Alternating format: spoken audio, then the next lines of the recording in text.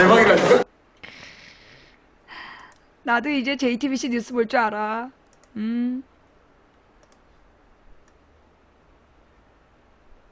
아우 뿌듯해.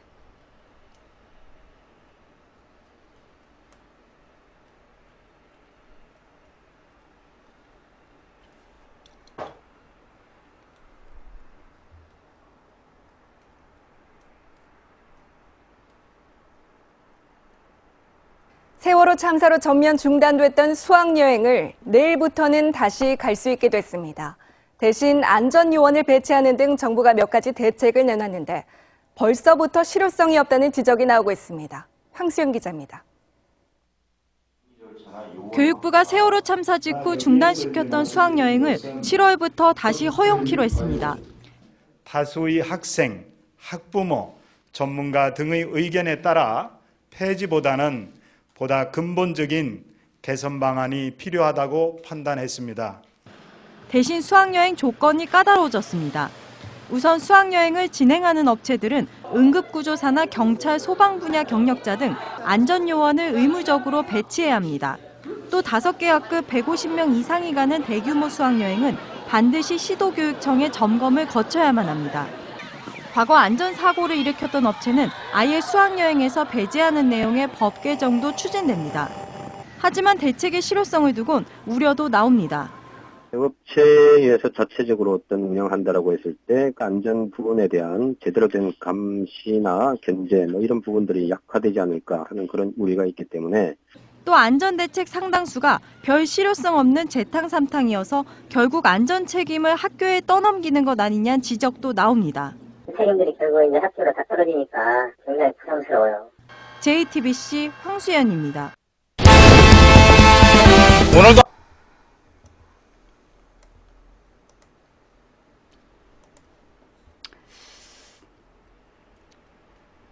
자, 수학여행을 이 7월부터 다시 하기로 했다. 자, 그러면 우리 생각을 좀 해봅시다. 지난 2월 달에 대학생 MT 갔다가 120명이 죽거나 다쳤잖아. 그랬더니 정부의 대책이 대학생 MT 오리엔테이션을 없애라 그거였죠. 그 다음에 해경이 제대로 구조에 방해했다고 막 비난 여론이니까 해경을 해체하겠다. 소방방재청도 해체하겠다. 그 다음에 이번에 그 시의원 청부 살해 의혹이잖아. 아직 증거 안 나왔어? 그런데 댓글 1등이 뭐였어요? 구 시의원 없애라. 왜 국회의원 한 놈이 잘못하면 국회도 없애고 박근혜가 잘못했으니까 대한민국을 없애지 그래. 예. 뻑하면 뭘 없애. 홍명보가 잘못했으니까 국가대표팀을 없애고 뻑하면 뭘 없애는데 이 수학여행을 지난 5월달에 말이에요. 지난 3월달에 4월달이지. 그때 전부 다 금지시켰잖아. 그때 나타났던 문제가 뭐였냐면요. 지금 그 뒤에 추가 보도가 안 나오는데 그때 수학여행을 미리 이제 해외여행으로 약속했던 사람들이나 해외여행에 이렇게 계약을 했던 많은 학교들이 있었어. 그런데 교육부에서 무조건 금지를 내린 거야. 그래가지고 비행기 타고 해외로 가기로 했던 수학여행을 전부 다 이제 무산을 시키는 바람에 위약금을 몇 천만 원씩 학교에서 물어줘야 됐던 거야. 그거 정부에서 지원 안 해줬어요. 정부에서 지원 안 해주고 그냥 넘어갔잖아. 그지? 학교별로 위약금 물으라고 그러면서 그러면서 그 당시에 수학여행을 전면 중단을 시켰단 말이야. 근데 지금에 와서 갑자기 다시 수학여행을 재개한다는 거야. 그런데 정부에서 해준다더니 안 해줘가지고 난리가 났다니까요. 그 문제도 해결 안 해놓고 자 그런데 내가 가장 열받는 부분이 뭐냐. 선박을 통한 수학여행이 금지됐을까요? 유지될까요? 유지된다니까 지금. 이 선박을 통한 수학여행 이거 지금 교육부에서 가지 말라는 금지 안 내렸어. 그러면 지금 대한민국 여객선 안전합니까? 지금 대한민국에서 운행되는 여객선 모두 문제 있다 그랬잖아. 대부분의 문제 있는데 대부분이 안전점검도 안 하고 있는데 선박을 통한 수학여행을 허가해준다 하니까 지금? 심각한 거야 지금. 여러분, 그리고요, 우리가 아주 사건 초장에 보다가 못 본 기사였는데 이명박 때 선박사고가 어마어마하게 많았어. 2008년부터 2012년까지 선박사고 그 그래프가 있는데, 어떤 기사 1400건 규제를 푼 다음에 선박사고가 1400 건이 났더라고. 1200건인가? 한번 봐봐요. 이명박 때, 와, 버퍼가 일어나요 지금?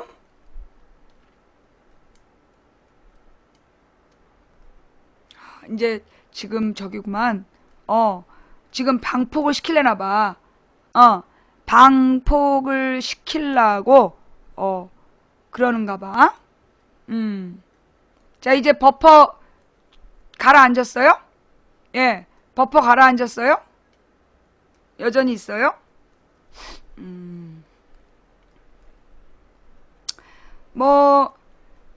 지금 잠깐 버퍼가 든 이유는 녹화 파일이 이제 2개로 갈라지면서 들었을 수도 있고, 외부에서 방폭 시도를 할 수도 있는데, 이 CPU 사용량이 갑자기 올라가면 외부에 방폭 시도를 하는 거거든요. 근데 다른 거 아무것도 안 했는데 CPU 사용량이 막 올라갔다 내려갔다 하네. 자, 이제 좀 안정된 것 같으니까 계속 할게요. 현재, 자, 이번에 세월호 사건, 우리 처음부터 다시 따져봅시다. 세월호 사건에서 세월호 교장이, 그 세월호가 그렇게 연한이 오래된, 일본에서 폐기된 배라는 거 알았어요? 몰랐죠. 그런 배를 불법으로 증축했다는 거 알았어요? 몰랐어요. 그런 배를 불법으로 증축해서 균형이 깨진 배가 안전점검을 제대로 안 받고 있다는 거 알았어요? 몰랐어요. 안전장치도 미비했다는 거 알았어요? 몰랐어요. 그러면서 세월호가 운행하다가 300명이 죽은 거야. 어린애들이 생떼같이 죽은 거야. 그런데 그 세월호 수학여행, 그러면 왜 그 수학여행을 갔을까요? 비행기 타고 제주도 가는 것보다 쌌나? 안 쌌어. 세월호 타고 수학여행 가는 게 비행기로 가는 것보다 가격이 절대 싸지 않았어. 그럼 왜 배로 갔을까요? 뭐 때문에? 교육부에서 2011년부터 여객선 수학여행을 권장했다는 거야.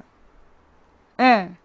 여객선 수학여행을 교육부에서 2011년부터 권장했고, 그래서 단원고도 세월호 그러니까 이런 여객선으로 제주도 수학여행을 3년째 간 거야.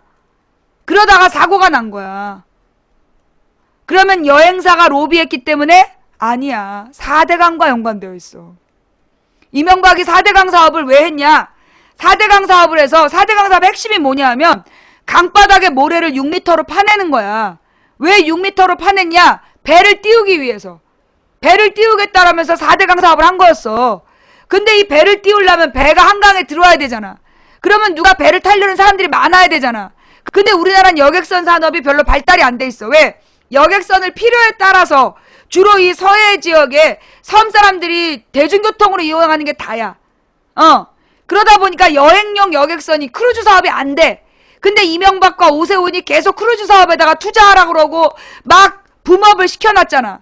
근데 안 돼. 그래서 크루즈에다 투자한 애들이 이게 불만이 있는 거야.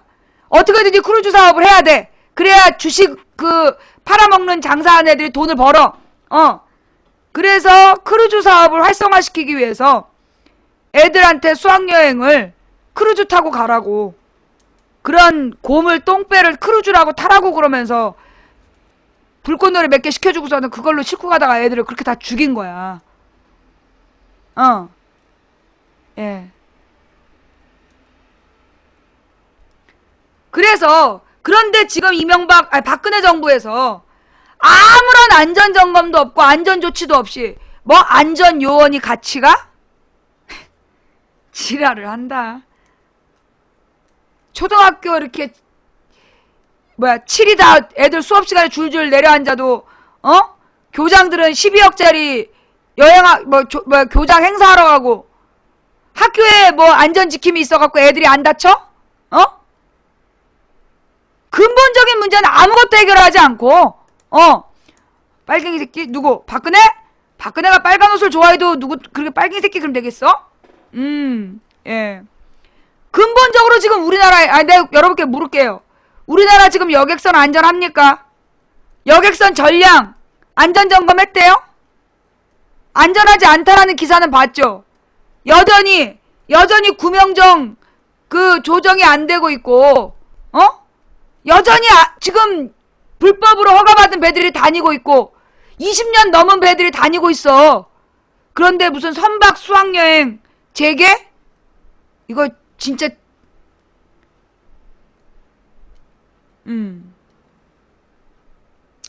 자, 그러면서 이렇게 또 자연스럽게, 자, 또 녹화 중지해주세요. 뭘 봐야 돼?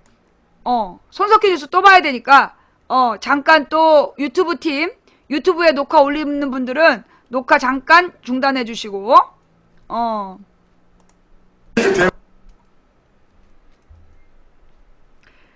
수자원공사 4대강 사업 부채, 결국 세금으로 메우나라는 손석희 뉴스를 볼 거예요.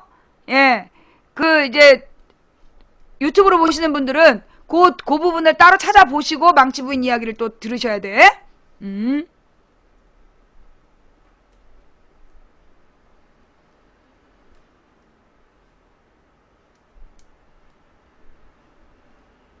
수자원공사가 4대강 사업을 하면서 떠안은 부채의 일부를 정부가 대신 갚기로 해 논란이 일고 있습니다. 애초부터 국민의 세금으로 4대강 빚을 메울 생각이 아니었는지 비난의 목소리가 높습니다. 이정엽 기자입니다. 수자원공사는 4대강 사업에 모두 8조 원을 쏟아부었습니다. 인근 지역 개발 수익으로 투자금을 회수하겠다고 했지만 말뿐이었습니다. 결국 수자원공사는 기존 빚에 더해 무려 14조 원의 부채를 떠안은 부실 공기업이 됐습니다. 그런데 이런 막대한 부채의 일부를 정부가 국민 세금으로 대신 갚아주기로 해 논란이 일고 있습니다. 국토부는 실제 이를 위해 올해 4천억 원의 예산을 요청한 사실이 확인됐습니다. 2014년까지만 이자를 지급하겠다고 말했는데 2015년 예산에 다시 이자를 책정하였고 게다가 800억 원의 원금 상환까지 집어넣었습니다. 하지만 국토부는 문제될 게 없다는 입장입니다. 수공이 4대강 투자를 결정할 당시 이자는 전액 국고 지원하고 원금 부족분은 재정 지원을 하기로 이미 방침을 정했다는 겁니다. 지금 우려를 하고 반대를 했던 국민들로부터 세금으로 해결을 해달라고 하는 것은 도덕적으로도 그렇고 바람직하지 않다고 봅니다. 결국 애초부터 4대강 빚을 국민 세금으로 막게 될 거란 우려는 예상대로 현실이 되고 있습니다. JTBC 이정엽입니다.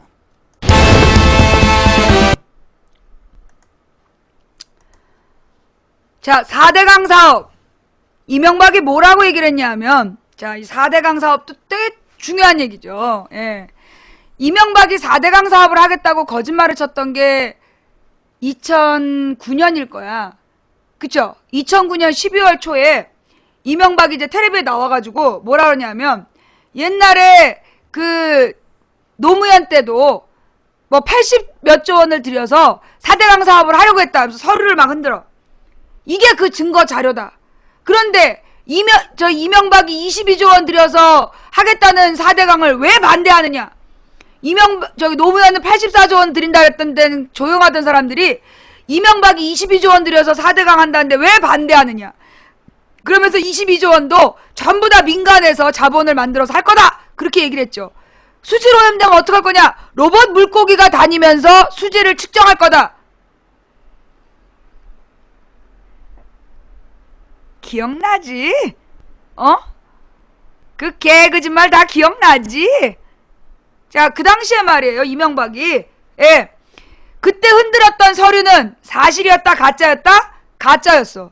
그 사업계획서는 뭐였냐면, 왜 산 무너지지 못하는 사방공사, 그 다음에 각 전국에 소방방재청을 확대 강화시키는 비용.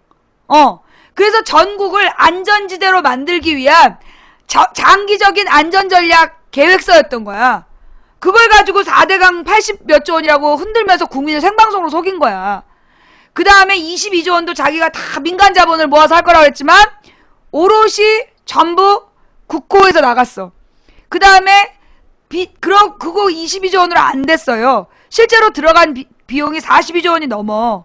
그럼 나머지 20조 원은 어떻게 했냐? 저렇게 수공이나 이런 공기업에다가 빚을 나눠서 지게 한 거야. 이게 이명박이 현대건설 망하게 할 때 했던 방법이래. 이명박이 현대건설 사장하다가 나가고 난 다음에 부도가 나요. 그래서 그때 지어진 현대 아파트들이 문제가 있었어. 그게 이명박이 사장하다가 나간 게 80년대 말 90년대 초 그랬던 것 같은데? 정확한 연대 기억이 안 나는데 이명박이 사장으로 나가자마자 그 부도가 났어. 이유가 뭐냐? 자기는 빚을 안 졌다라고 계속 정주영한테 보고를 한 거야. 근데 나중에 알고 보니까 빚을 전부 다 숨겨놨던 거야. 쪼개갖고 여기저기 숨겨놨다가 책임 안 지고 튀어버린 거야. 그 빚이 터져 나온 거야. 그래가지고 현대건설이 아이파크 막 짓고, 아이파크란 이름이 나오기 전에 현대아파트들이 그래갖고 세게 맞았어. 그래가지고 정주영이 이명박은 조우로라도 쓰지 말라고 막 쌍욕을 했다는 거 아니야. 그랬던 이제 이명박인데, 자, 나옵니다. 노란색. 예, 자자자자. 박근혜 욕하면요, 이제 지들이 더 막 먼저 욕을 해. 막 당년, 먼년, 딱 빨갱이년 욕한다? 그리고 이명박 욕하면 노란색, 어쩌고 이러면서 나와가지고, 막 물타기를 해. 자, 교과서대로잖아? 그죠? 어쩌면 이렇게 그냥 바로 증명하는지. 내가 뭐라 했어? 요즘 박근혜 욕하면 박근혜 비판할 때 아무 말 안 하고 지들이 더 나서서 욕하고 이명박 비판하면 요원들 댓글 부대 들어온다 그랬잖아. 그죠? 아우 시키는 대로. 왜냐면 이게 매뉴얼대로 움직여서 그래. 매뉴얼대로. 자, 그래서 노란색 그러면서 노무현 욕하려고 시작하는 거야. 자, 얼리고 다시 시작할게요. 그래가지고 이 이명박이 그 빚을 쪼개놓은 거야. 마찬가지로 서울시장 할 때 뭐 청계천 사업으로 일자리가 만들어지고 기억나지? 청계천 사업으로 일자리가 만들어지고 생태가 복원이 되고 뭐 어마어마한 건설 이익이 생길 거다. 청계천에 투입됐던 건설사 다 망했어요. 단가를 후려쳐가지고. 그 다음에 지금 청계천에 1년에 100억이 들어가 관리비용으로. 왜? 시멘트를 처발라놔가지고 시멘트에 녹조 베끼는 돈만 100억이 들어가. 유지 관리 비용이. 어마어마한 돈이 청계천 관리비로 들어가고 있다니까? 그것뿐만이 아니야. 그 다음에 뭐 했냐? 그 버스 전용 차선, 버스 공영제를 만들었잖아. 그걸로 그래서 서울처럼 버스 공영제, 우리도 전국이 이명박이 대통령 되면 버스 공영제 되나보다 찍어줬잖아. 이명박이 간 다음에 알고 보니까 그게 다 빚이었어. 버스 공영제가 뭐였냐면 그 전에는 이제 우리가 마을버스 타고 전철 타고 버스 타고 그러면 다 따로따로 돈을 냈어. 그런데 한 구간당 1,100원으로 구간별로 묶어서 몇 번을 갈아타도 한 구간 안에 움직이는 거는 1,100원으로 툭 쳐준 거야. 그럼 나머지 비용을 어떻게 했냐? 서울시 예산으로, 서울시 공금으로 그걸 갚아준다 그런 거야. 그래갖고 그렇게 쌓인 빚이 해마다 몇 조 원이야. 해마다 몇 조 원이 그 버스 공영제로 쌓여요. 아니야. 해마다 7천억인가 쌓여서 5조 원이 그 빚으로 쌓였다든가? 그 정확한 거 찾아봐. 그게 버스 공영제 하나만으로 5조 원인가 쌓였어. 1년에 7천억인가 빚이 생겨. 예. 1년에 7천억인가 빚이 생겨서 그걸 갖다가 그대로 쌓아놓고 튄 거야. 그래가지고 오세훈이가 당선됐을 때부터 그 뒤로 계속해서 빚이 쌓여서 이명박 때 막 사고를 치고 얘가 도망을 갔잖아. 그래서 오세훈 때 빚이 확 늘어갖고 25조 원까지 가. 근데 그건 오세훈 때 늘은 빚이 아니라 이명박이 친 사고가 빚으로 잡힌 게 오세훈 때야. 그래서 이명박이 당선되기 전에 서울시 빚이 11조인가 그랬어. 누적된 빚이. 그런데 언제 그 이명박 오세훈 둘이서 해먹고 나서 14조 원이 늘었어. 이명박 4년, 오세훈 4년 만에 늘은 빚이 14조 원이야. 8년 만에 늘은 빚이. 그렇게 이제 이명박이 빚을 막 지고 튄 거야. 오세훈이도 마찬가지죠. 지금부터 그거 박원순이 빚 갚다가 머리가 더 빠진 거 아니야. 흑채 뿌리고 다니잖아.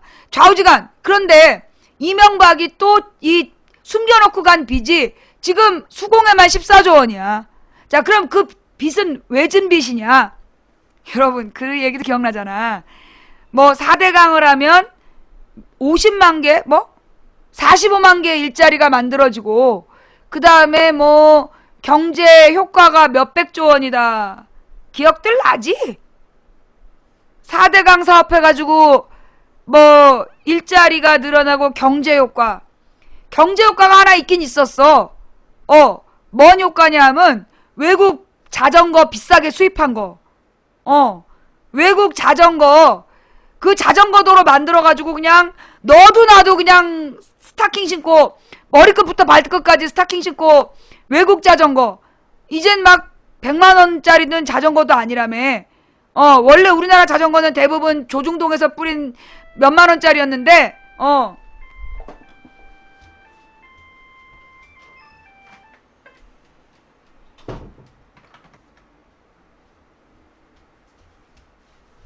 조중동에서 뿌렸던 뭐 한 5, 6만 원짜리 자전거가 우리나라를 지배하고 있었는데, 이명박 덕분에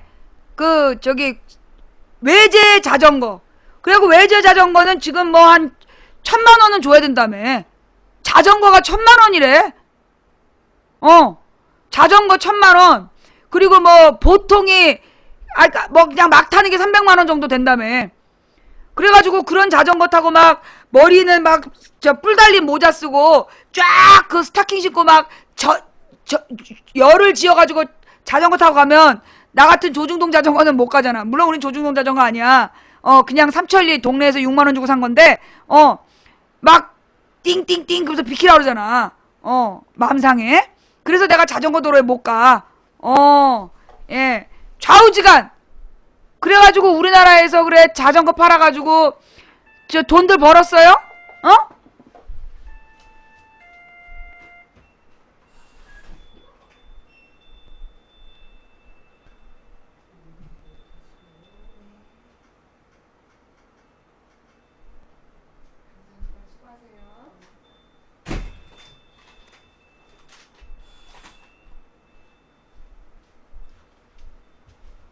오늘 시의원 오늘 시의원의 임기가 시작돼. 별하별. 아니 왜 꼭 이렇게 등기로 보내, 귀찮게 시리. 파란 청바지님 감사합니다. 아니야, 우리 신랑한테 맨날 등기로 우편물이 와서 그래. 짜증나 죽겠어. 아니면 먹을 거라도 택배로 오면 모르겠는데 맨 그냥 아무짝에 도움도 안 되는 무슨 등기 우편. 파란 청바지님 고마워요. 무슨 얘기하다 말았냐 아까. 그래서 이 4대강 사업이 그래가지고 이제 42조 원이 들어갔어. 그렇게 이제 공사에다가 빚을 쪼개놓고 42조 원이 들어갔는데, 일자리 늘어났다. 혹시 4대강 주변에서 먹고 사는 분들 계세요? 자전거 타이즈 팔아요? 왜 이래, 그거 다 수입인데. 자전거 타이즈도 다 수입이잖아. 자전거도 수입품이고. 자전거 팔아가지고 잘 되는 거 있어요? 믹스 팔아요?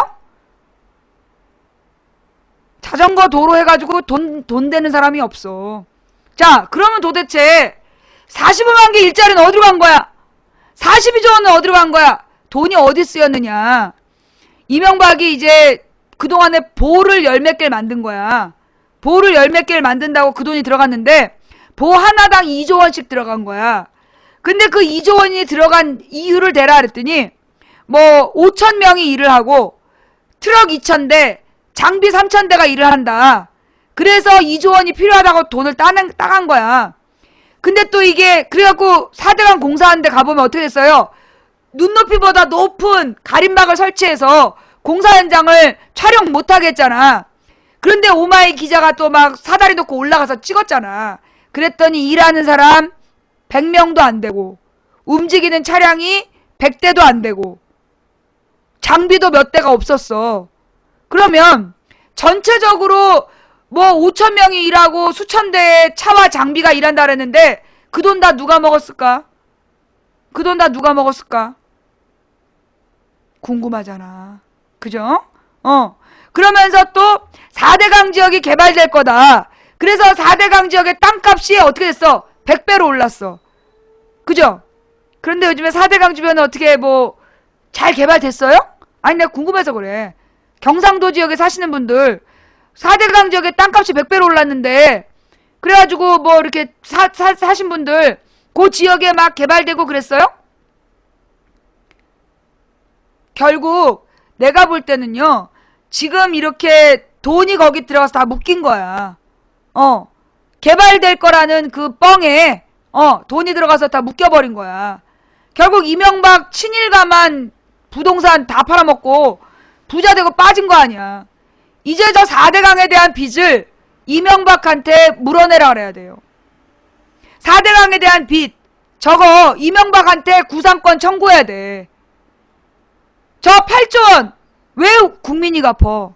우리가 하랬어? 내가 72시간 단식하면서 반대했었어. 누구 맘대로 그 짓거리 한 거야. 이거는 이명박한테요. 구상권을 청구해야 돼요. 마지막으로 그 가장 올랐던 부동산 이익 본 사람들한테 돈 물어내라 그래야 돼. 이거는 국가적 사기야. 이거는 이 단군 일의 최대 사기 사건이야.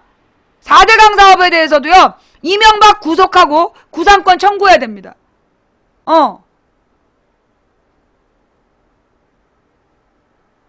자, 그 다음에 또 자료실에서 같이 볼 만한 게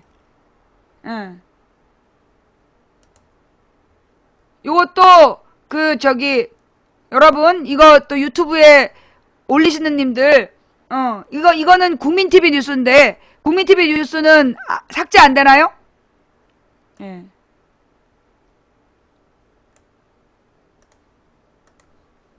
정홍원 총리를 유임시킨 박근혜 대통령에 대해 현실적인 고충을 이해한다는 입장부터 막무가내 인사라는 평가까지 다양한 반응이 나오고 있습니다. 이러한 정치적 반응과는 별개로 법적인 문제를 지적하는 목소리가 있습니다. 후임 인선을 마치고 국회 임명 동의안까지 냈던 만큼 유임이 아니라 새로운 후보 지명이라는 해석입니다. 대통령이 헌법적 의무를 위반했다는 의견도 나왔습니다. 노지민 PD입니다. 지난 4월 27일 정홍원 총리는 세월호 참사에 대한 정부의 실책에 책임을 지고 총리직에서 물러나겠다고 선언했습니다.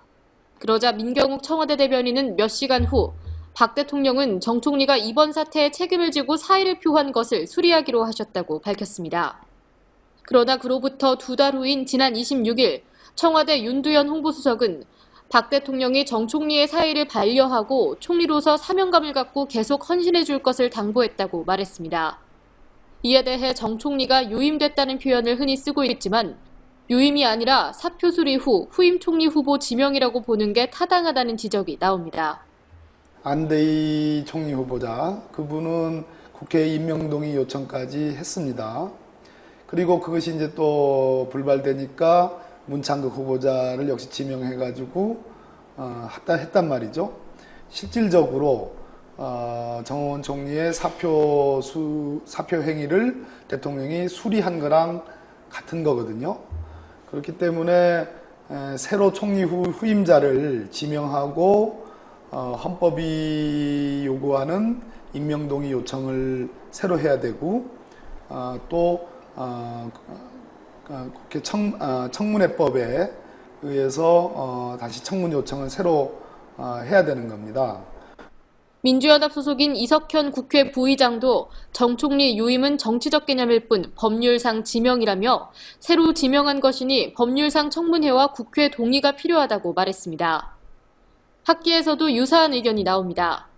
박찬훈 한양대 법학전문대학원 교수는 대통령이 헌법적 의무를 위반했다고 한 발 더 나갔습니다. 사의를 표명하고 임명권자가 그것을 수용한 상태라면은 대통령은 새로운 총리를 임명할 헌법적 의무가 있다고 봅니다. 대통령은 그 헌법적 의무를 위반한 것이죠. 만일 이번 유임 결정이 아무런 문제가 없는 것으로 귀착된다면 향후 총리, 장관 임명에서도 이 같은 일은 되풀이될 수 있을 것입니다. 아마도 정 총리가 이제 곧 국회에서 대정부 답변을 하게 될 텐데요. 그때가 바로 정 총리에 대한 정치적인 인사청문회가 될 것이라고 봅니다. 그러나 새누리당의 김현숙 원내부대표는 이 같은 문제 제기는 정쟁이라며 법리적으로 문제가 없다고 주장했습니다. 실체적으로 문제 제기를 하려고 한다기보다는 이걸 또 좀 비판하는 그런 거라고 저는 생각이 되고요. 법리적인 얘기는 그래서 법리적인 문제는 없다라고 거의 판단이 되고요. 총리를 둘러서 인사청문회에서 그 전에 가기 전에 일종의 여론 재판을 통해서 이것이 정쟁으로 어떤 본론을 부여시키는 것들이 상당히 바람직하지 않다라는 거 하에 해결해야 될 일들이 많기 때문에 공백기를 빨리 줄이자는 의미에서 선택하신 어떤 제약이 있는 상태에서 선택한 합리적인 선택 중에 방안 중에 하나라고 저는 생각하고요. 법과 원칙을 강조하는 박근혜 정부가 정호원 총리의 사표 수리 취소 과정에서 나온 법적인 논란에 어떤 법과 원칙으로 대응할지 주목됩니다. 국민TV 뉴스 노지민입니다.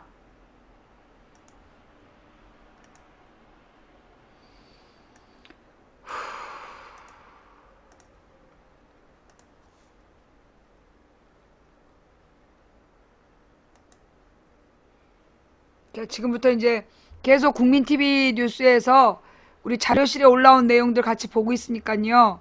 그 유튜브에 올리시는 분들은 감안하시기 바랍니다. 세월호 참사 당일 해경은 헬기가 부족해 구조대를 충분히 현장에 보내지 못했습니다. 전문적인 구조대원들 상당수가 12시가 넘어서 도착했습니다. 반면에 해군은 헬기를 타고 현장에 도착했지만 구조 인력이 없어서 10분간 대기만 하다가 그냥 돌아갔습니다. 헬기가 없었던 해경과 구조 인력이 없었던 해군, 둘 사이의 지리적 거리는 약 1km에 불과했고 서로 수시로 통신을 주고받았지만 누구도 역할을 조율해주지 않았습니다. 김지혜 PD가 보도합니다. 11조 국회법 링스 헬기에 몇 명 탔습니까, 그날? 1차에 14명, 2차에 9명. 무슨 말씀을 하십니까? 이 링스 헬기는요, 3명 탔어요. 조작사 1명, 정비사 2명. 정비사는 왜 태우고 갑니까? 예, 1차 14명, 2차 9명으로 제가 자료를 가지고 있습니다. 그러니까 엉터리 자료를 받고 계시면서 국회에 와서 지금 계속 최선을 다하셨다고 하는 겁니다. 9시 40분에 출동한 삼함대 링스 헬기에는 3명 탔습니다. 저 보세요, 저. 세월호 참사 당일 해군은 해경의 지원 요청을 받은 지 거의 40분이나 지난 뒤에서야 헬기를 출동시켰습니다. 목포 해군 삼함대에서 9시 40분 이륙한 헬기는 10시 1분 사고 현장에 도착했습니다. 하지만 해군 헬기는 구조 작업에 참여하지 못한 채 인근에서 대기해야 했습니다. 당시 교신 내역입니다. 구조자 운반 장비인 호이스트를 갖추었냐는 해경의 질문에 해군이 없다고 답하자 해경은 인근에서 대기하라고 지시했습니다. 장비가 갖춰지지 않았던 해군 헬기에는 구조 인력 또한 없었습니다. 조종사를 제외하고 6명이 추가로 탑승할 수 있지만 이날 해군 헬기에는 조작사 1명과 정비사 2명만이 타고 있었습니다. 한편 해경 122 구조대는 헬기편을 구하지 못해 차량을 이용해 출동해야 했습니다. 이들은 육로를 이용해 팽목항에 닿은 뒤 어선과 경비정을 갈아타고 12시 15분에야 사고 현장에 도착했습니다. 해경 122 구조대가 해군보다 15분 가까이 일찍 출발했지만 무려 2시간 이상 늦게 현장에 도착한 것입니다. 세월호 선체가 전복한 뒤 1시간 30분 이상 지났을 시각입니다. 목포 해경 122 구조대가 헬기를 타지 못하고 해군 삼함대가 구조대원 없이 헬기만 출발시켰던 이 시각. 해경과 해군은 계속 교신 중이었습니다. 당일 서해청 해군연락관과 해군 삼함대 간 통화 기록입니다. 세월호에 대한 정보를 주고받은 해경과 해군은 이후 각자의 출동 내역도 공유했습니다. 해경 구조대원들이 해군 헬기를 타고 현장에 갈 수 있도록 서로 충분히 협조할 수 있는 상황이었습니다. 문제는 또 있습니다. 해경이 앞서 출동시켰던 헬기 511호의 이륙 장소는 해군 삼함대 내에 위치한 헬기장. 이것이 가능한 이유는 목포 해경과 해군 삼함대가 지근거리에 위치하고 있기 때문입니다. 해경 전용 부도하고요. 목포 삼함대 사령부, 즉 사이가 거리가 1km밖에 안 됩니다. 이 삼함대 사령부에 가니까 해군의 헬기도 있고 링스 헬기도 있더라고요. 1km 전방에 헬기가 있는데 122 구조대가 산 넘고 물 건너 3시간 만에 현장에 갑니다. 지도상에서 거리를 확인해봤습니다. 목포 해경 전용 부도와 해군 3함대 사이에 바다가 있지만 바다를 고려해도 이들 사이의 거리는 약 1km 정도에 불과합니다. 1, 2 구조대가 보트를 타고 해군 쪽으로 이동하는 것이 충분히 가능해 보입니다. 더구나 해경 전용 부두에는 별도의 헬기장도 있습니다. 해군 링스 헬기가 해경 전용 부두 헬기장에 내려 해경 구조 인력을 태우고 현장으로 출동하는 것도 가능했던 것입니다. 해군과 해경의 역할을 조율하는 컨트롤 타워가 부재했고 그 때문에 구조작전도 실패할 수밖에 없었습니다. 국민TV 뉴스 김지혜입니다. 밝혀지는 모든 것들이 구할 수 있었는데 안 구했고, 물론 못 구한 거지. 구할 능력이 없었던 거야. 구할 능력이 없어서 못 구했던 거야. 그리고 이런 상황이 발생했을 때 대처할 수 있는 어떤 능력도 없었던 거야. 그게 지금 계속 드러나고 있는 거죠.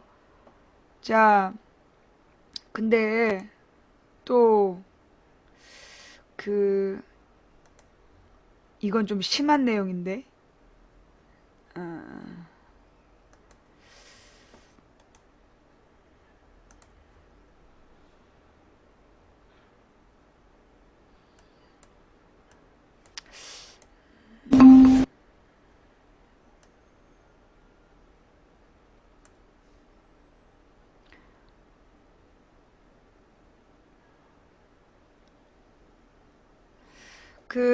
네. 하여튼 그래서 지금 원래 청와대가 그 재난 컨트롤 타워 역할을 했어야 됐는데 전혀 못했다는 거. 그게 이 모든 비극의 원인이라는 거. 그래놓고 그 시간에 주입과 관련한 두 번째 문제입니다. 세월호 참사 초기에 선체 내에 공기를 주입해야 한다는 목소리가 무척 높았습니다. 그러나 철저한 준비 없이 서두르는 바람에 그나마 수면 위로 일부 모습을 보이던 세월호가 균형을 잃고 가라앉았다는 주장이 제기되고 있습니다. 박성훈 기자의 보도입니다. 사고 당일 수면에 드러나 있던 세월호는 사흘 만에 가라앉고 말았습니다. 그런데 세월호는 뒤집어진 채로 가라앉은 게 아니었습니다. 고장사 그대로 10m 정도 내려가서 써있다. 그렇게 들었는데 막상 내려가서 딱 보니까 완전히 옆으로 자빠져 있었다. 이거죠. 상황이 이렇게 된 건 치밀한 계획 없이 이루어진 공기 주입 때문이라는 분석이 나옵니다. 좌우 비대칭을 맞추지 않고서 한쪽에만 공기가 주입이 되면 180도 누워있던 투명 상태를 잃어버릴 가능성이 있다고요. 세월호가 측면으로 가라앉으면서 선내 수색은 한쪽 방향으로만 진행됐습니다. 한쪽 객실은 수심이 깊어져 수색에 난항을 겪었습니다. 문제는 제대로 된 검토가 있었냐는 점입니다. 언딘 측은 컴프레서를 확보하는데 하루 이상 걸렸습니다. 그때 가이드라인만 설치를 하고 그 다음 날 저희가 컴프레서 싣고 투입을 하기 때문에 주입 당시 컴프레서가 고장나는가 하면 어디로 공기를 넣어야 할지도 잘 몰랐다는 잠수사의 증언도 있습니다. 그냥 있는데 난간 붙잡고 들어가서 있는 부분이 넣죠. 치밀한 계산 없이 진행된 공기 주입이 수색만 더 어렵게 만든 게 아니냐는 지적이 나옵니다. JTBC 박성훈입니다.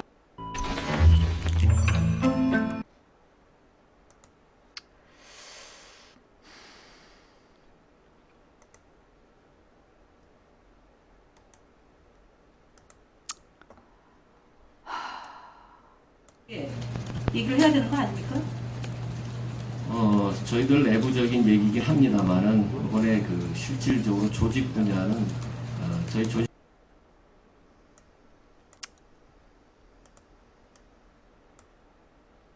이게 유가족이 찍은 영상이래요. 얘기를 해야 되는 거 아닙니까? 저희들 내부적인 얘기긴 합니다만은 이번에 그 실질적으로 조직 분야는 저희 조직실 전문가가 일부 참여를 했지만은 아니 지금 안전행정부가 예. 행정안전부에서 안전행정부로 바뀔 때의 중요한 하부가 있지 않습니까? 안전 문제. 그냥 그저 말뿐인 안전이 아니라 실질적 안전을 보장하기 위해서 안전행정부로 요란스럽게 바꾼 거 아닙니까? 그런데 사건에 대한 진상규명도 채 이루어지지 않았는데 조직 개편부터 논의한 게 맞습니까? 이 재난 분야는 아니 맞습니까? 틀립니까? 좀 빨리 조속히 해야 된다는 뭘 조속히 하는 거죠? 구조는 단 한 명도 못했고 조직 개편을 빨리.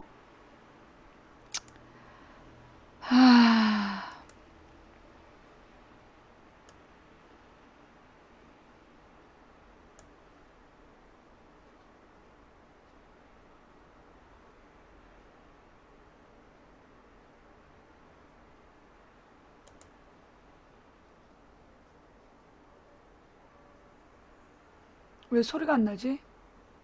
말 같은 소리라니. 자, 조금 발언들을 좀 자제해 주시기 바랍니다. 이건 진상규명이 더 중요하기 때문에 이런 재발 방지 대책에 대해서는 서면으로 주시면 서면으로 자세히 보겠다. 이렇게 이야기할 수 있죠. 그렇게 이야기하는 거에 대해서 같은 의원들끼리 핀잔을 주거나 말도 안 되는 소리라고 이렇게 이야기해서는 절대로 안 된다고 봅니다. 이 국회에서 의원들끼리 서로 존중하지 않고 말을 함부로 하면 이 위원회가 제대로 운영이 되겠습니까? 그런 점에서 조원진 간사께서는 얘기하면 자꾸 핀잔을 주시고 중간에 이러저러한 말씀을 하시는데 그렇게 운영하시면 절대로 안 됩니다. 한마디 해야 되겠네요. 여기 있는 정치인들이 뭐가 그래 잘났습니까? 잘못된 죄인의 심정에서 국정조사 해야 되는 거 아닙니까? 가장 문제가 있는 해양수산부를 불러놓고 여당 의원이 이렇게 한다고 질타를부터 시작을 해야 되겠습니까? 꼭 그렇게 해야지 야당이 다 하는 도리입니까? 이제 좀 차분하게 좀 하세요. 그리고 절대로 실명 거론하지 마세요. 실명 거론 함부로 하는 그런 버릇 좀 고치세요. 우원식 간사님, 우원식 의원님. 실명 거론하지 마세요. 적반하장에 적반하장. 하는 그런 버릇 좀 고치세요. 우원식 간사님, 우원식 의원님. 버릇이라니. 그런 버릇 좀 고치시라고요. 자, 이제 자중하시기 바랍니다. 언론으로 해서 아니 지금 정부 여당이 지금 책임진 자세입니까? 말 같은 소리라고 하다니 버릇이라고 하다니. 자, 이 실제 내용으로 들어가도록 하겠습니다. 불필요한 이야기들은 서로 자제해 주시기 바랍니다. 자, 다음은 위원님들께서 질의하실 순서입니다.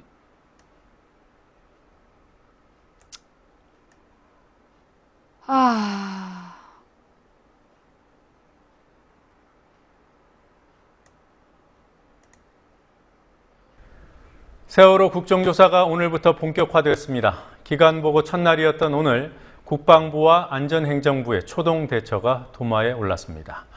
특히 사고 당일 해군의 역할은 심해 수중 구조에 별 도움이 안 되는 스킨스쿠버 장비를 투입한 정도가 고작이었고 해경과의 유기적인 협조도 없었다는 사실이 확인됐습니다. 강병규 안전행정부 장관은 불성실한 답변 태도를 보여 여당 의원들로부터도 질타를 받았습니다. 취재 PD 연결해서 알아보겠습니다. 윤이나 PD.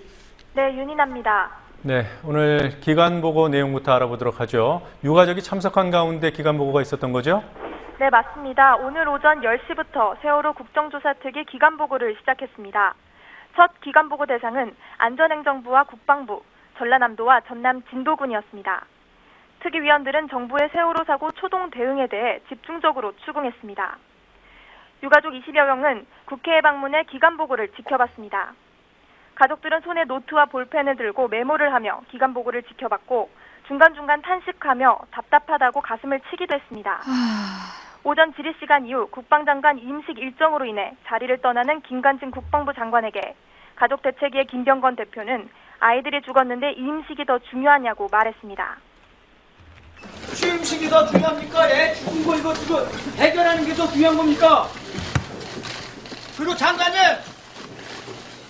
사임했다고 말 그런 식으로 하면 안 되죠? 지금 몇 명이 죽었습니까?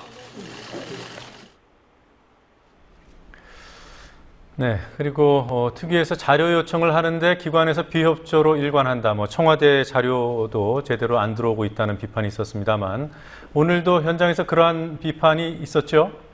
네, 그렇습니다. 특위위원들은 기간보고를 시작하면서 정부기관들이 특위의 자료 요청에 비협조적이라고 비판의 목소리를 냈습니다. 새정치민주연합 김광진 의원은 국방부가 기간보고 하루 전인 어제서야 자료를 보내왔다면서 이게 기간보고를 제대로 하겠다는 태도냐며 비판했습니다. 국정조사 특위는 자료 제출을 강제할 수 없어 조사기관이 협조하지 않을 경우 제대로 된 조사를 하기 어렵습니다. 직접 가서 요청한 자료들이 있습니다. 그리고 그 자리에서 사령관님께서도 주시겠다고 약속을 하셨는데 항적 자료 포함해서요. 전체도 아니고 한 10분 정도에서 15분 정도 상황만 저희들이 요청을 했는데 아직 안 오고 있습니다. 청와대 자료는 지금 도착 건수가 0건입니다. 0건. 단 한 건도 청와대에서 자료를 내놓지 않고 있고요. KBS 이건 단 한 건입니다. 그래서 위원님들이 요청하신 자료에 대해서 이게 위원장님께서 다시 한번 명확하게 좀 독촉을 해주시든지 촉구를 해주셔야지 국정조사가 제대로 이루어질 수 있다고 생각합니다. 오늘이 국방부의 이 기관 보고인데 어제 저녁 7시에 이 책자를 전체 의원에게 주셨습니다. 그러면서 제대로 진실 규명을 하라라고 하는 것은 20곡이나 퀴즈를 풀겠다고 하는 것이 아니기 때문에 사실 저희들은 강제적으로 자료를 조사하거나 할 수 있는 권한이 없습니다. 정부가 자료를 주셔야 그것을 가지고 판단을 하는 것인데 실제 아까 정진 의원님께서 말씀하셨습니다만 자료들이 제대로 오지 않습니다. 네. 자, 안전행정부 초동대처에 대한 비판과 질의가 이어졌더군요. 여야 위원들 모두 입을 모아서 비판한 부분이 바로 중앙안전대책본부장이기도 한 안전행정부 장관이었습니다. 어떤 점이 지적을 받았는지 정리해 주시죠. 네, 여야 의원들 모두 한 목소리로 강병규 안전행정부 장관의 무능을 지적했습니다. 새누리당 권선동 의원은 국가재난 시 컨트롤타워 역할을 해야 하는 안전행정부가 사고 초기 실종자 구조자 숫자를 잘못 발표해 국가적 분노와 불신을 가중시켰다고 비판했습니다. 권 의원은 사고 발생 이후 중대본이 가동하기까지도 53분이나 소요된 점을 들며 장관이 사고의 심각성을 인식하지 못했다고 말했습니다. 강병규 안전행정부 장관은 표면 공급 방식이 무엇인지 아느냐는 우원식 새정치민주연합 의원의 질문에 모르겠다고 답하자 구조 방식도 모르는데 컨트롤타워 역할을 어떻게 하겠느냐며 부끄럽지 않냐고 말했습니다. 그러니까 저렇게 할 필요 없어 청문회. 자, 그리고 정홍원 데려도 안 저렇게 해경이 해야 아닌 돼. 해군의 초동 대처에 대해서는 어떤 점이 지적됐습니까? 국정조사 특위 김현미 야당 간사는 사고 당일 해군 헬기가 조작사 1명과 정비사 2명을 태우고 구조장비도 없이 튜브 2개와 구명조끼 5개를 가져왔을 뿐이라고 말했습니다. 사고 해역에서 출동한 해군의 헬기가 구조활동 없이 철수한 것에 대해서는 김관진 국방부 장관은 해경이 이미 상공에서 헬기 구조작업 중이었기 때문에 그냥 돌아왔다고 답했습니다. 하지만 김현미 야당 간사는 구조장비도 인력도 없이 출동했기 때문에 구조 업무를 할 수 없었던 것이라고 말했습니다. 민주연합 김현 의원은 군이 병력과 장비를 총동원한 것처럼 설명했지만 막상 현장에 투입된 군의 해난구조 장비는 스킨스쿠버 장비 40세트에 불과했고 공기통은 사람 수보다 적은 26개밖에 없었다고 지적했습니다. 그게 모든 장비를 동원해서 수색이나 사람에 대한 구조 작업은 아니었던 거지 않습니까? 거기는 헬기라는 좁은 공간이기 때문에 딱 필요한 장비만 가지고 갔고 나중에 투입됐을 SU는 정작 이제 잠수 장비를 가지고 갔습니다. 그런데 갖고 있던 장비가 그 장비가 전부였던 겁니다. 중요한 거는 더 가져갈 수 있었는데 못 가져간 것이 아니라 당시에 보관하고 있었던 장비가 그것 자체였던 것입니다. 네. 자, 세월호 가족대책위가 국정조사가 제대로 이루어지는지 감시를 하겠다. 그래서 만든 발족한 조직이 모니터링단이더군요. 앞으로 활동 어떻게 하게 됩니까? 네, 가족대책위는 지금까지 국정조사의 모습은 유족의 바람에 부응하지 못했다며 국정조사 과정을 모니터링하고 잘 진행되지 않을 경우 적극적으로 문제를 제기하기 위해 모니터링단을 구성하게 됐다고 말했습니다. 유가족과 대한변협과 민변 소속 변호사, 참여연대 등 시민단체들이 참여하게 됩니다. 모니터링단은 매일 그날 저녁에 그날 진행된 국정조사에 대해 평가하고 향후 국정조사 진행 방향에 대한 의견도 적극적으로 개진할 예정입니다. 자, 진도 관제센터 VTS 직원들이 세월호 사고 당일에 자신들의 근무 태만 사실을 숨기려고 CCTV를 삭제했다가 들통이 났어요. 검찰은 이들을 어떻게 처리하겠다고 합니까? 검찰은 이들에 대해 구속영장 청구도 검토하고 있습니다. 진도 VTS 직원 2명은 2인 1조로 관제해야 하는 규정을 어기고 자리를 비웠고 업무 태만 사실을 감추기 위해 관제실 내부 CCTV 영상까지 삭제한 것이 확인됐습니다. 이들은 검찰이 진도 VTS의 압수수색을 나서기 전에 CCTV를 철거시킨 바 있습니다. 네, 그 신병 확보, 구속 같은 그런 수사 행위가 증거 은폐, 말맞추기 이런 걸 막기 위한 것인데 검찰이 늦어도 한참 늦은 것 같습니다. 아직 찾지 못한 실종자 11명입니다. 이런 상황에서 합동구조팀이 실종자 수색 인력과 장비를 대폭 축소하는 방침을 세운 것으로 그렇게 보도가 되던데 사실인지요? 네, 사실입니다. 민관군 합동구조팀이 수색 인력과 장비를 축소하는 내부 방침을 세운 사실이 드러났습니다. 지난 21일 해군과 해경 관계자들은 회의를 열어 이런 방침을 세웠습니다. 잠수사 수를 3분의 2로 줄이고 다음 달 15일 이후에는 절반으로 줄인다는 계획입니다. 현장에 투입된 독도함도 정비와 훈련 참가 등의 이유로 다음 달 15일쯤 진해로 복귀할 예정입니다. 이 같은 사실이 드러나자 실종자 가족들의 반발이 거세졌고 범정부 사고대책본부는 어제 해군 측에서 수색 인력과 장비를 축소하겠다는 의견을 제시했지만 이를 따르지 않기로 결론 내렸다며 끝까지 수색하겠다는 입장을 내놨습니다. 지금까지 국민TV 뉴스 윤인아입니다.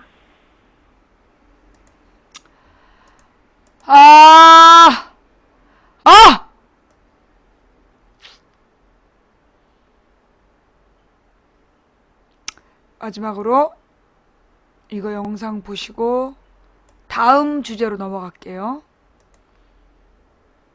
박범 이야기.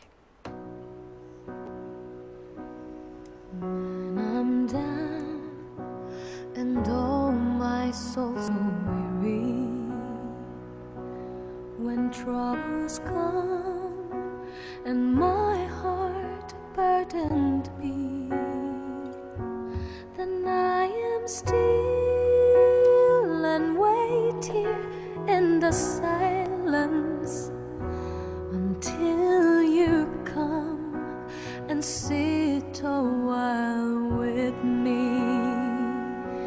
You raise me up so 선생님 혹시 조끼 입으셨나요? 또 응, 입었어. 그러니까 애들아 움직이지 말고 지네끼리 살아서 보자. 또 지네끼리 전부 사랑합니다. 지네끼리 여러분 사랑합니다. 지네끼리도 살아서 만나자.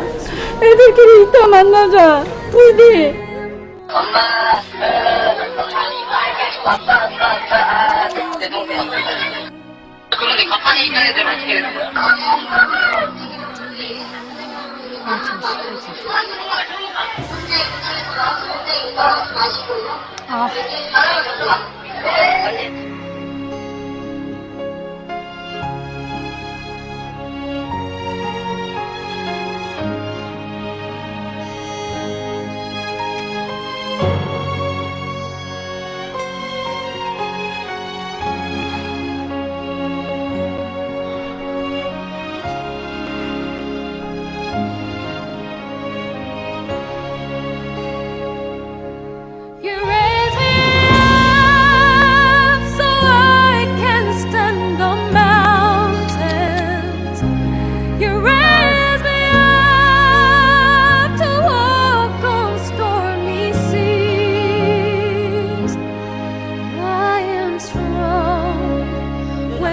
구조를 안 했어요. 거의 근처 가지도 않았고. 민간인들이 그 구비를 다 해가지고 왔으면 그 사람들이라도 먼저 들어가게 해야 되는 거잖아요. 보고고 승인이 뭐가 필요해요? 허락이 뭐가 필요하냐고요. 지금 애들이 죽어가는데. 그보다 빨리 투입을 시키는 것이 제가 제일 중요한 거 아닌가요? 거기는 내 권한이 아니에요. 권한이 아니냐고.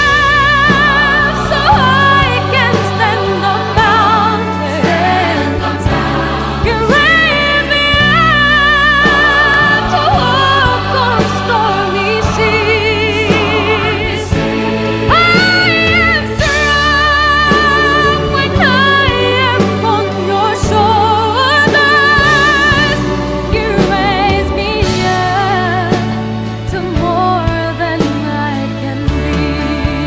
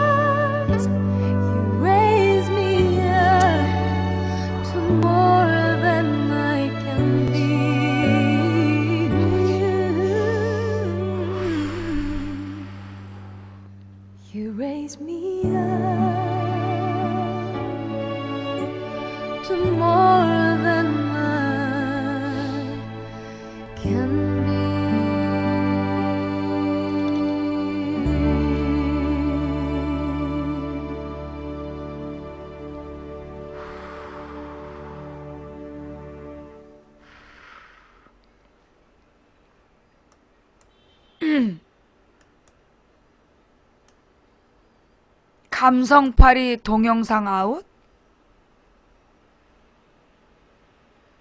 감성파리는 우리가 박근혜 우는 거 한번 다시 보여줘?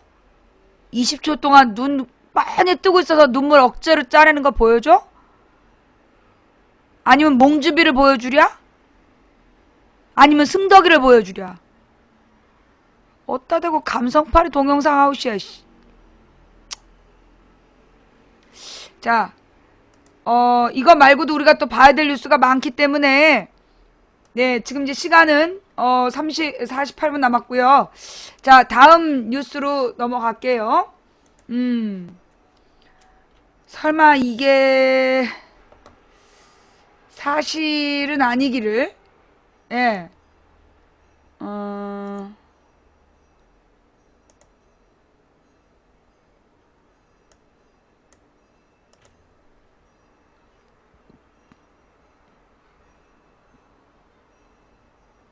세월호 지원금, 배드민턴장 건립 등 엉뚱한 곳에 펑펑.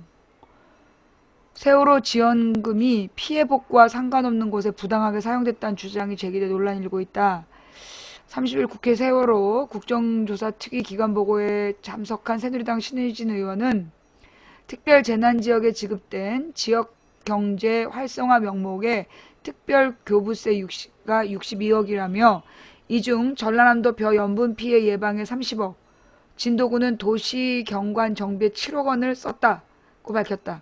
특히 안산시는 배드민턴장 건립 등에 15억 원을 부당하게 배정한 것으로 전해졌다. 신 의원은 특별재난지역 지자체들이 예비비까지 동원하는 상황에서 세월호 사고와 무관한 사업에 예산이 지원된 것은 이해하기 어렵다고 지적했다.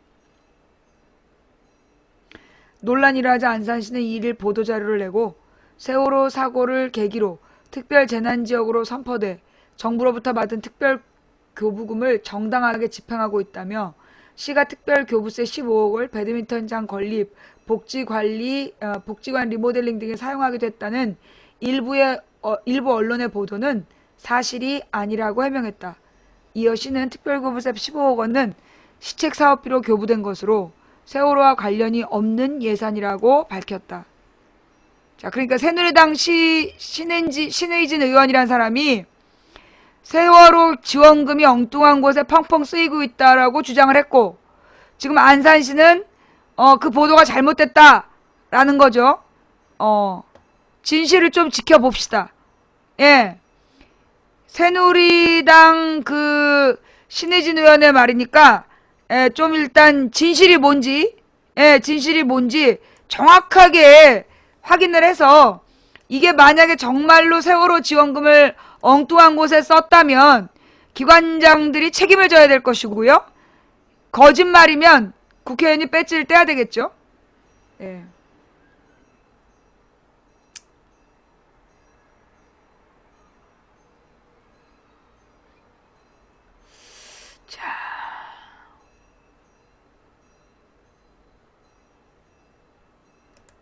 자,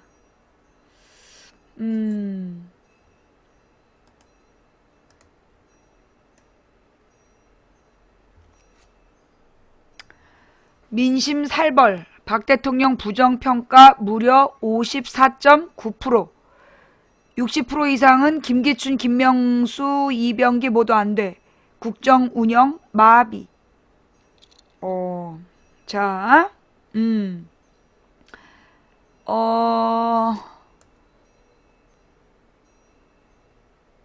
자자.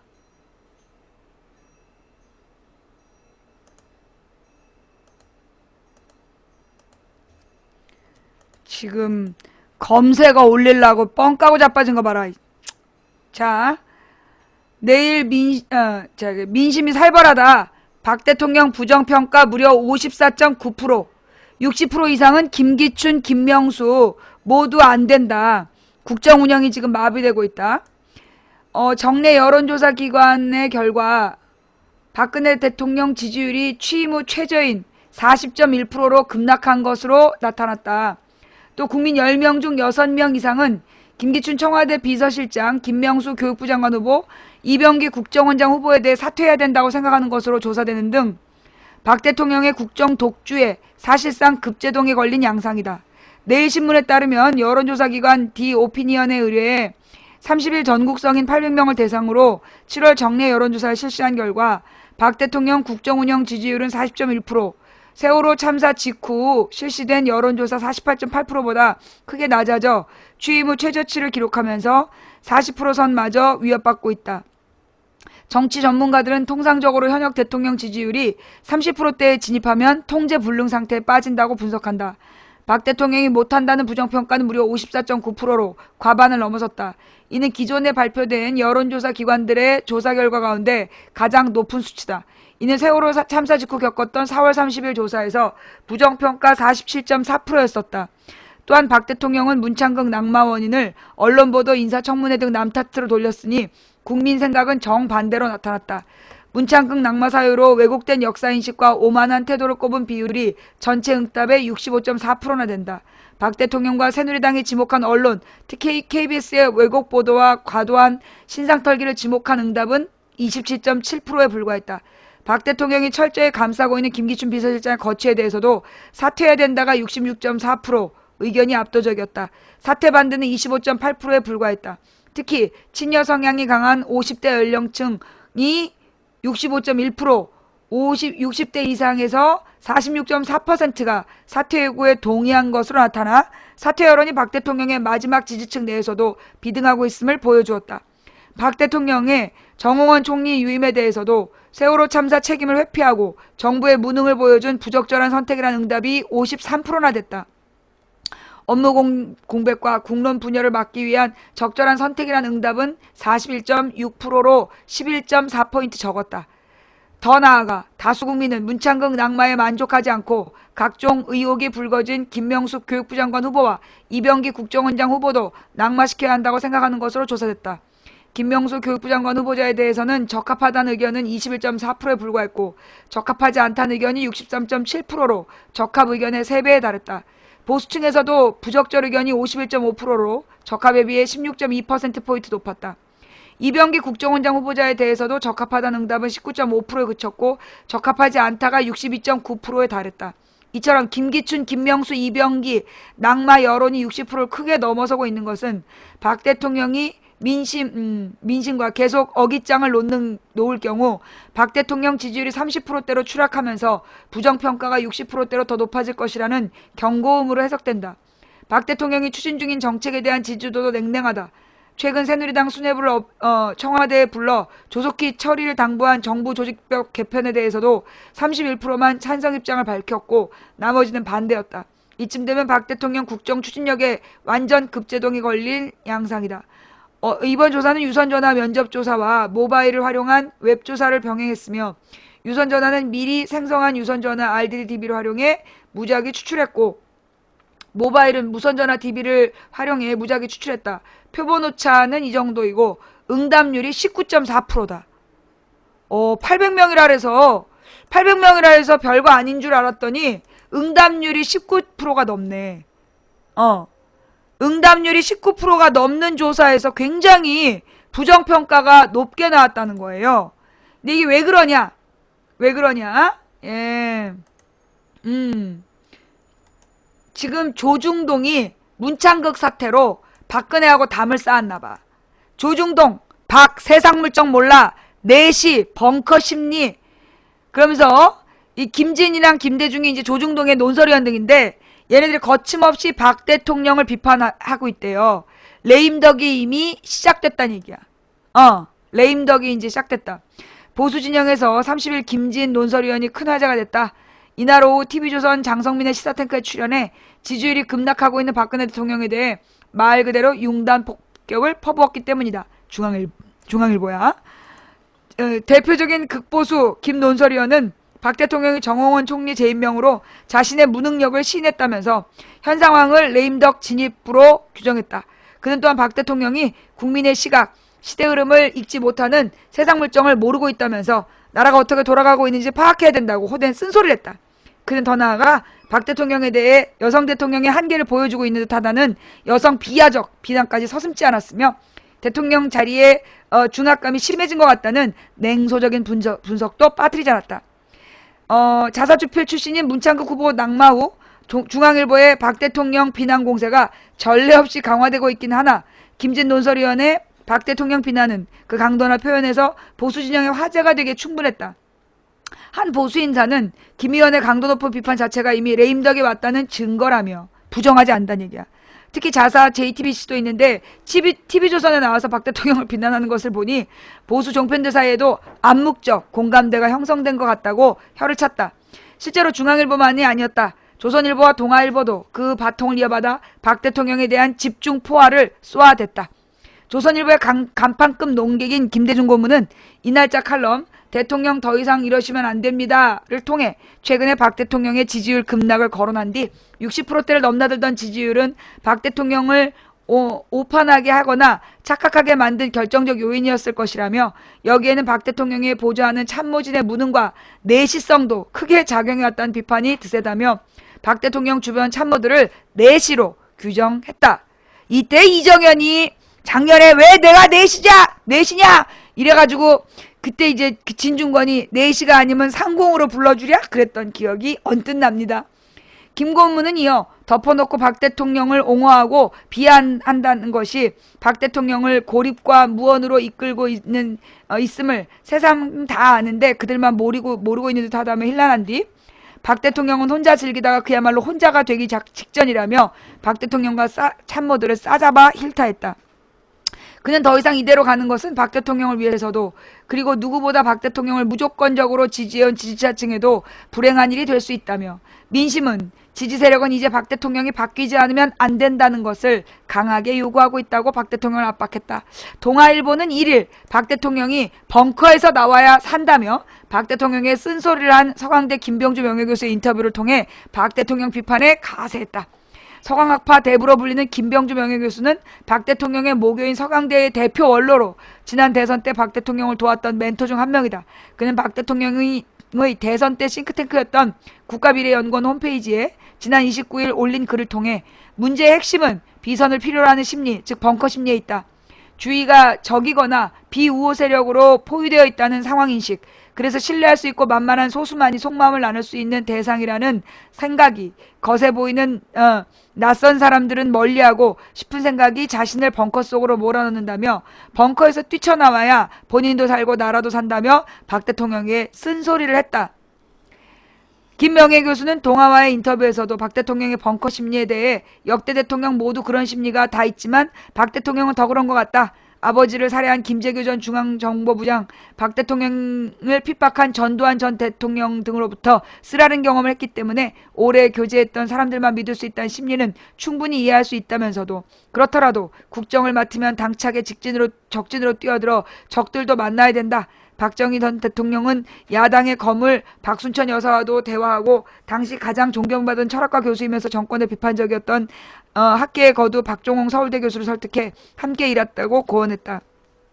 그는 수십 개의 조각으로 나뉘어 끼리끼리 문화를 형성하고 있는 우리나라를 하나로 통합해야 되는 지도자가 벙커 심리를 갖고 있다면 이 벽을 깰 수 없다. 박 대통령이 성공한 대통령이 되었으면 하는 마음에서 드리는 나이 많은 사람의 충원이라고 덧붙였다. 조중동은 이와 별도로 1일 사설을 통해서도 전날 박 대통령의 정원 유임 강변을 질타했다.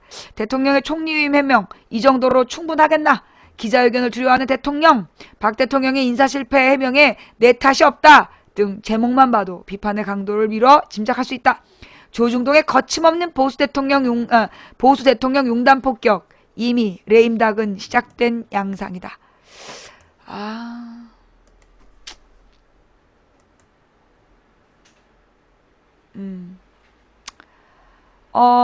보니깐요, 네, 뭐라 그러나, 우리 방에서 이미 박근혜를 옹호하지 않게 된 게 한참 됐어. 그죠? 그러니까 문창극 사퇴 이후로, 문창극이 사퇴하는 그 즈음에서 박근혜를 옹호하는 채팅이 중단됐어. 그 뒤로 못 봤죠? 그지?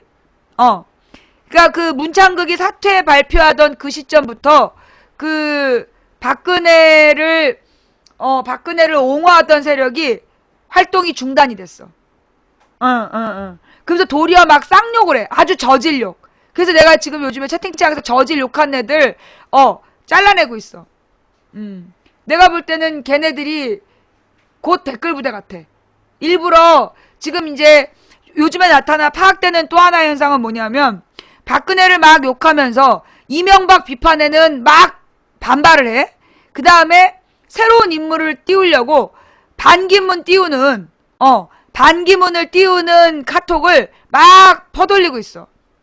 그러니까 이제 그 뭐라 그러나 반기문, 김무성 이러면서 새로운 인물 중심으로 쟤네들은 또 판을 짜는 것 같아.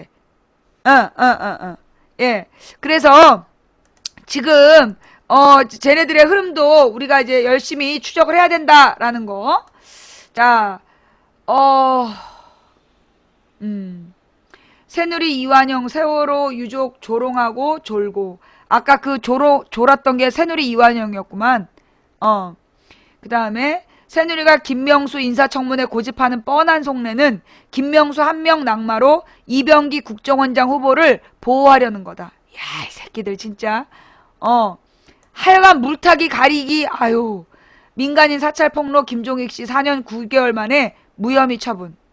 야, 이 진짜 이게 이명박이 그 막 민간 사찰했던 분 아니야. 그분 폭로했을 때 뭐 명예훼손으로 아마 걸었었나 보죠? 야. 자, SNS로 감정이 전염된다. 이게 댓글 부대원이 활동하는 근거야. 유명 걸그룹 박씨 마약 사건 왜 4년이 지난 지금 터졌는가? 박범 사건 4년 전 사건이야. 그리고 병원에서 공식적으로 그러니까 미국 병원에서 오랫동안 치료받은 기록이 있고 미국 의사가 처방전을 써준 기록이 있어요. 그래서 그러니까 이게 처방전을 썼다면 이건 치료제야. 근데 처방전이 없으면 마약이야. 불법으로 유통시킨.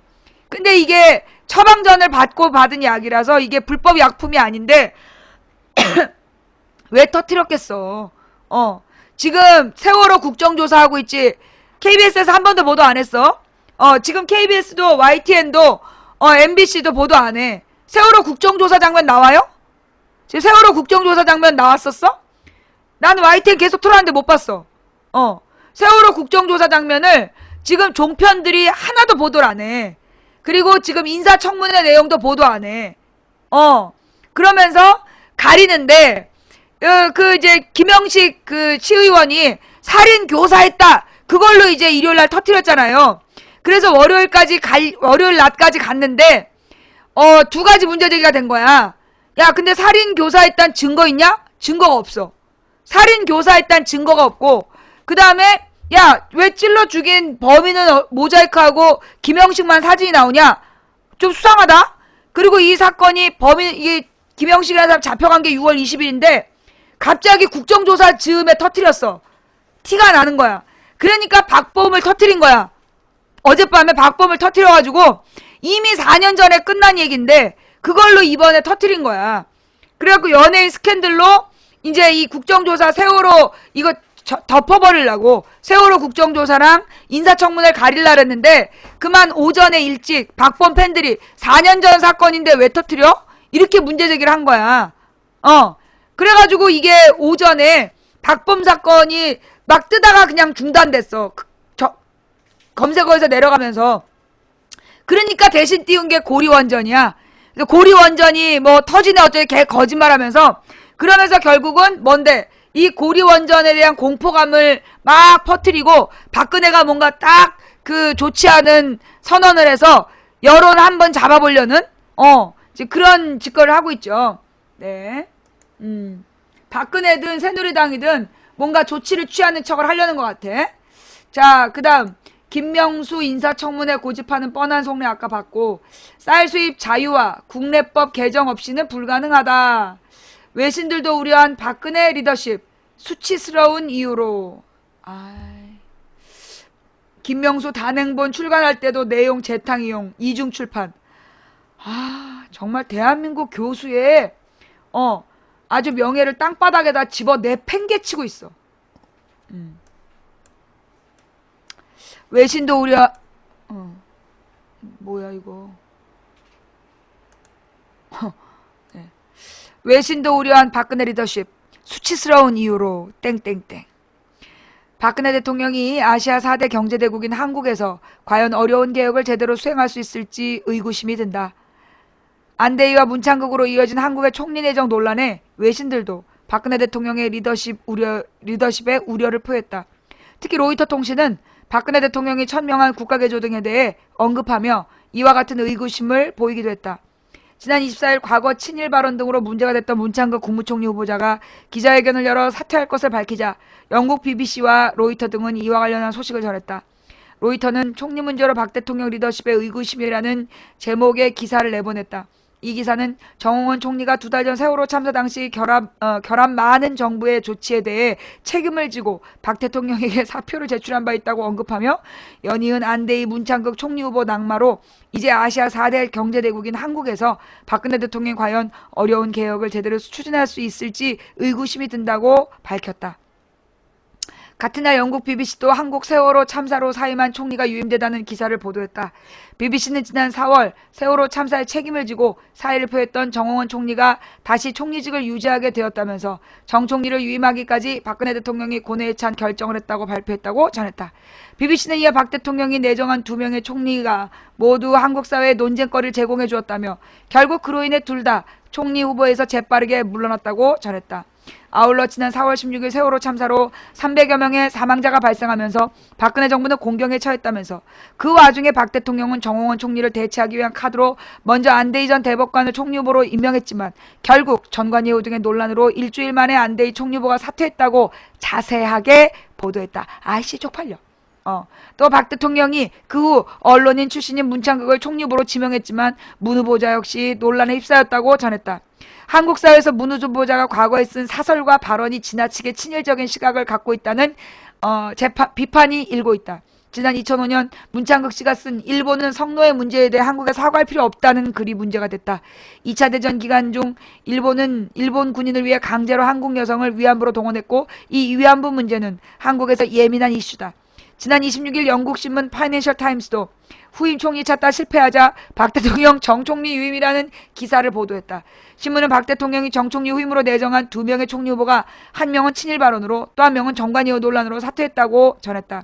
이어 세월호 참사 이래로 여론조사에서도 지지도가 떨어지고 있던 박 대통령은 국민 신뢰도를 높이기 위해 내각의 거의 절반을 교체했지만 후임 총리 문제로 타격을 입었다고도 보도했다. 신문은 특히 한국 역사에서 사의를 표한 총리가 그대로 유임된 것은 처음 있는 일이라고 덧붙였다. 파이낸셜 타임즈는 한국 총리는 대체로 의전적인 역할만 하지만 정 총리를 유임한 박 대통령의 결정은 과연 박근혜 정부가 폭넓은 개혁을 추진할 능력이 있는지 우려를 낳게 한다고 보도에 눈길을 끌었다. 신문은 이외에도 검사 시절 맥주병으로 기자 머리를 내리쳐 구설에 올랐던 김영한 민정수석과 논문 표절 등으로 문제가 되고 있는 김명수 교육부 장관 후보자, 그리고 차떼기 이병기 국정원장 후보자 등에서도 언급했다. 쪽팔려. 지난달 24일 영국 일간지 가디언은 박 대통령 총리 찾기의 어려움이란 기사를 보도했다. 가디언은 세월호 참사 후 전례 없는 지지율 추락 상황을 맞고 있는 박 대통령은 문창극 총리 후보의 사퇴와 다른 핵심 후보자들의 문제로 추가적 타격을 입고 있다고 보도했다. 전 세계가 다 아는 거야 이제. 그동안 문창극 후보자가 사퇴할 의지가 전혀 없다고 밝힌 바 있지만 언론이 악화되자 결국 대통령이 문창극 후보자의 후보 사퇴를 종용한 것으로 보인다고 진단했다. 어떻게 알았지? 프랑스 통신사 AFP도 지난달 26일 세월호 참사로 사임한 그러니까 전 세계에서 유명한 언론은 다 얘기한 거야. 세월호 참사로 사임한 총리를 유임시킨 박 대통령이란 기사를 실었다. AFP는 또 다른 새 총리 후보도 낙마할지 모른다는 두려움에 선택의 폭이 좁아진 박 대통령은 결국 이미 사의를 표명한 정홍원 총리의 사표를 반려했다고 전했다. 너무 정확히 알고 있어.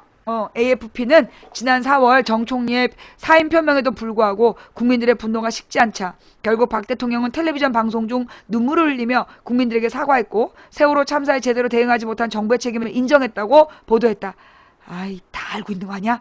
지난 27일 영국 타임스도 총리 유임 소식을 보도했다. 타임스는 지난 4월 박근혜 대통령이 정 총리의 사의를 받아들였을 때 아무도 정 총리가 돌아올 것이라는 생각을 한 사람은 없었다고 전했다. 이어 그 후 박 대통령은 적극적으로 새 총리 후보를 임명했지만 결국 모두 낙마했다면서 박 대통령이 국민들이 받아들일 만한 총리 후보를 발견하지 못했기 때문에 할 수 없이 정 총리가 가장 우울하고 수치스러운 이유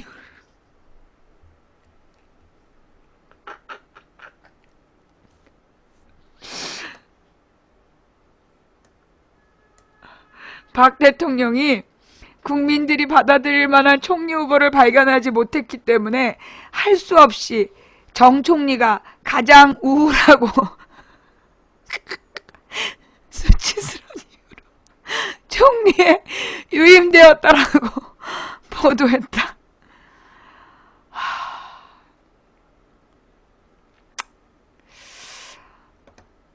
너무 많은 걸 알고 있어! 저들은 너무 많은 걸 알고 있어! 쪽팔려!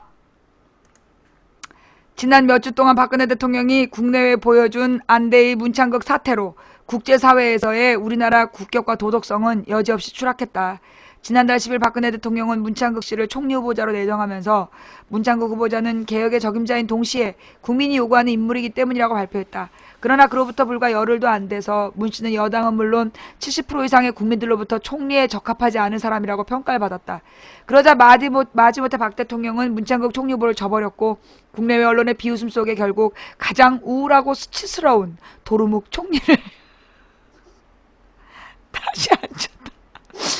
세월호 참사에 이어 국제사회에서 우리나라 국격을 연속해서 추락시킨 문창극 참사 와중에 문창극의 7일 발언을 함석헌의 고난 사관에 갖다 붙이는 황당한 궤변가들도 적지 않았다. 그래서 민중에 대한 문창극의 함석헌의 시각이 담긴 언론관을 소개하면서 기사를 마친다. 이제 함석헌 선생의 시각이에요. 언론이 지배계급의 이데올로기를 대변하는 것은 당연한 것입니다.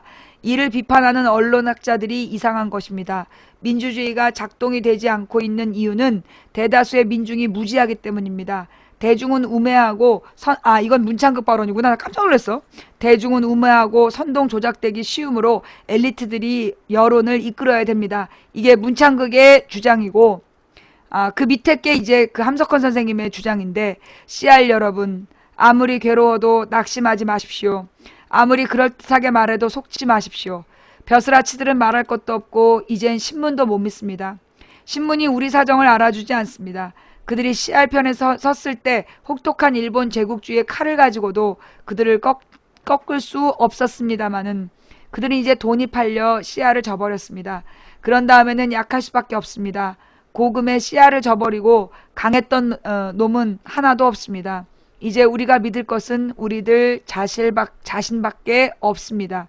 여기서 이 CR이 민족혼 얘기하는 거죠. 지금 이 CR이 민족혼 얘기하는 거죠. 그럼 뭐예요?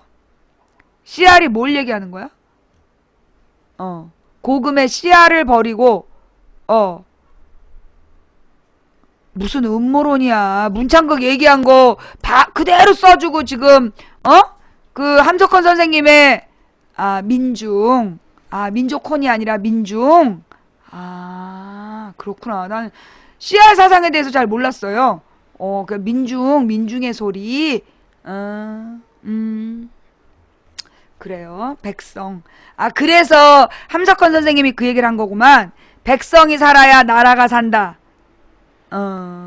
백성이 살아야 나라가 산다. CR. 그러니까 이제 국민들이 계속 이게 씨를 뿌리고 열매를 맺고 그거 굉장히 중요한 의미네. 근데 이 뒷부분이 너무 어려웠다.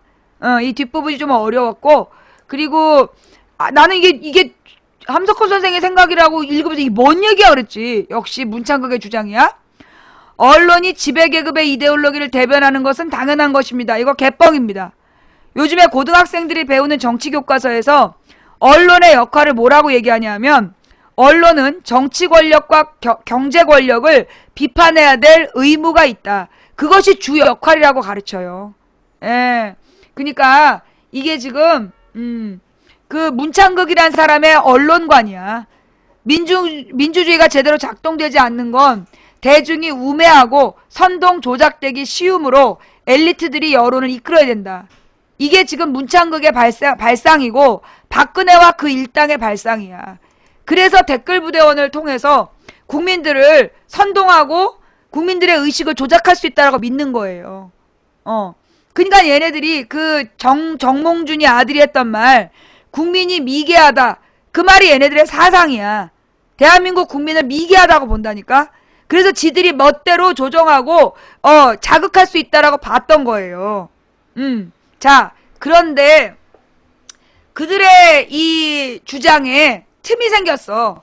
그들의 이 주장에 틈이 생긴 건 첫 번째 1999년 1998년 9년 이때 누가 김대중 대통령이 인터넷선을 깔았잖아. 우리나라에 인터넷 광내를 깔았어. 그것이 하나의 첫 번째 틈이 생긴 거고요. 그 다음에 두 번째 틈은 어디서 생겼을까요? 스마트폰. 스마트폰을 팔기 위해서 노인들한테까지 전부 스마트폰을 파는 거야. 근데 그래서 지금요, 전국에서 이 스마트폰을 노인분들이 돌려보는데 그 중에 나름 인기 있는 장면이 망치부인이래. 노인분들이 모여 앉아가지고 뭘 한참 보고 있더라는 거야. 그래서 뭐지? 그러고 봤더니 망치부인의 그 세월호 영상을 돌려보고 있대잖아. 자, 무슨 얘기냐면요. 이게 인터넷과 스마트폰의 보급이 전 세계에서 스마트폰이 가장 많이 보급된 게 우리나라예요.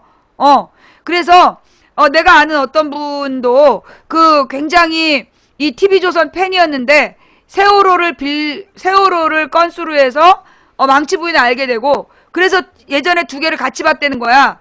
그런데 이제는 TV조선의 문제점을 많이 깨닫게 되셨다는. 예. 세상이 변하고 있어요. 예. 세상이 변하고 있어. 자, 그러니까 이전에는 잘 모르시다가 이번에 세월호 때문에 망치부인을 아신 분들 되게 많죠? 예. 그러면서 사실 우리 망치부인 방송에서 처음 들으시고 되게 충격적인 거 많죠? 그러니까 이제 옛날에 이게 스마트폰이 우리나라에 전격적으로 보급된 게 2010년이야. 아니 2010년에 보급되기 시작해서 실제로 스마트폰이 대중적으로 널리 퍼진 건 11년, 12년 되면서 퍼졌거든요. 근데 이제 11년, 12년 대선 때까지만 하더라도 이 스마트폰이 역할을 못했어, 노인들한테. 근데 이번 세월호 사건은 이 어르신들한테도 굉장히 큰 영향을 미친 거야. 처음에 망치부인 방송 보고 막 다 이상하다 그랬지. 뭐 이런 여자가 다 있냐 막 그랬지. 그죠? 근데 이제 보다 보니까 망치부인 방송에서 나온 말이 맞는 말이 많지? 처음에는 사실 내가 들어도 있잖아. 나는 시끄러워갖고 내 방송 못 틀어놔. 목소리가 막 너무나 귀를 자극을 해가지고 시끄러워서 나는 제 방송 볼 때도 이렇게 줄여놔요. 내 동생네 미용실 가서 머리를 깎는데 어찌나 시끄러운지 야 저 소리 좀 줄여 했더니 언니는 한 번 하고 끝이지. 난 하루 종일 제 방송 들어야 돼. 바빠서. 제 방송 듣는 우리는 얼마나 괴로운지 알아? 막 동생이 그래. 내가 봐도 나도 시끄러워. 그런데다가 막 처음에 얘기를 하는데 여자가 무당 같기도 하고 머리는 빡빡 깎고 앉아갖고 등치는 크지. 이 여자 도대체 무슨 일 뭐 하는 여잔가 싶었잖아. 근데 자꾸 듣다 보니까 이제는 뉴스를 보면 보이죠. 예. 이제는 뉴스를 보다 보면 망치부인이 이렇게 뉴스와 뉴스의 연관관계를 설명해 주니까 이제 여러분들 스스로가 이제 뉴스가 보이죠. 예. 그게 중요한 거예요. 예. 세민년 김영식 얘기 어제도 했는데 오늘도 하고 왜 이제 왔어? 다시 할까? 우리 세민년 김영식 얘기 조금 이따 다시 해줄게. 자, 아직 적응 안 된 사람이 있다. 뭐 괜찮아요. 그 정상이야. 사실 이제 이 망치부인 방송에 너무 빨리 이렇게 물이 들면 빨리 끝나. 천천히 오랫동안 지켜보다가 이게 맞구나라는 결론을 내려야지 너무 쉽게 빠져들면 또 쉽게 떠나. 그러니까는 계속해서 검증해 보세요. 과연 망치부인은 맞는 얘기를 하고 있을까? 자, 그러면 우리 김영식 얘기 다시 한번 할까요? 자, 서울시의원 살해 교사 혐의. 와, 제목이 너무 새끄네. 이런 나쁜 놈을 봤나? 자, 그런데 잡아간 게 6월 20일이야. 현직 시의원이 살인 교사 혐의로 체포가 됐는데 특종을 아무도 발표를 안 해. 이미 다 알면서 기사를 안 써. 그러다가 세월호 국정조사가 시작되는 시점에서 그리고 인사청문회가 시작되는 시점에서 터뜨렸어. 왜? 그러더니 지금 시의원 살해 교사 증거 나왔어? 안 나왔어.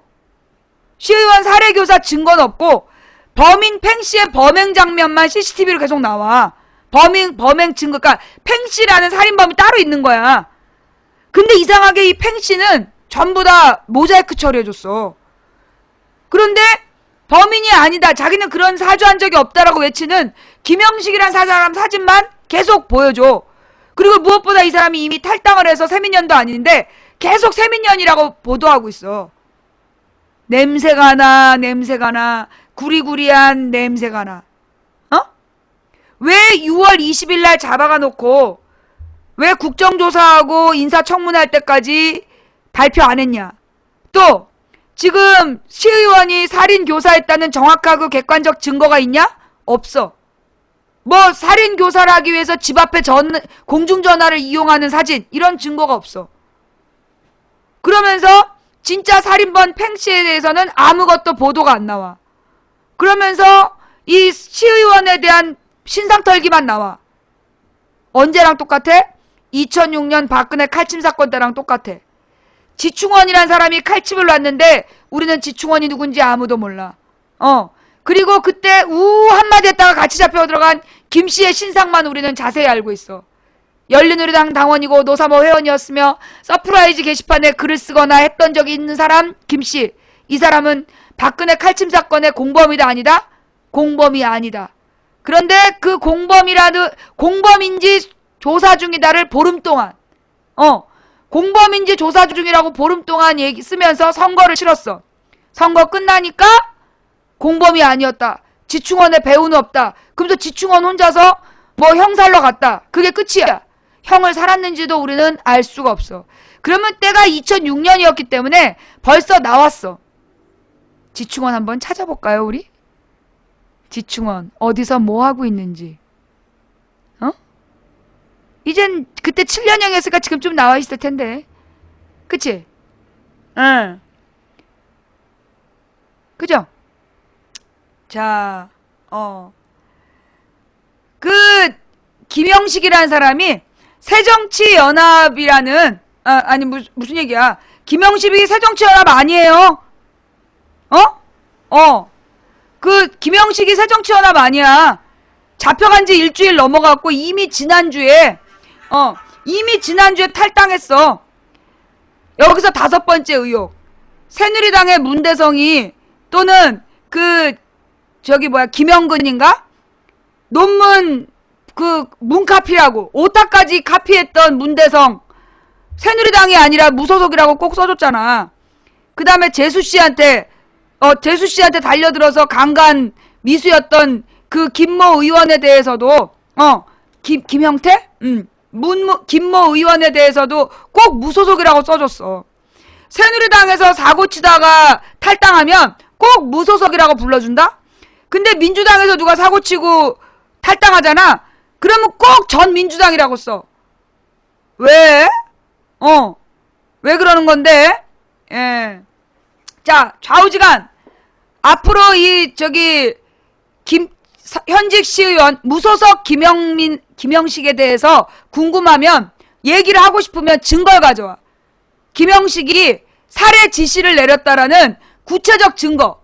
뭐 녹음 파일이라든가, 뭐 이렇게 집 주변에 공중전화에서 지시를 내렸다며. 그럼 집 주변 공중전화로 들어가는 CCTV라든가 있을 거 아니야. 그런 증거를 갖고 와서 물어봐, 앞으로. 증거 없이 와서 얘기하면, 너네 증거 없이 얘기하면 모두 댓글 부대로 조치하겠어? 예. 어저께 낮까지는 막 그 시의원 살해 교사라고 지랄을 떨었어요. 그런데 증거가 있었어, 없었어? 없었어.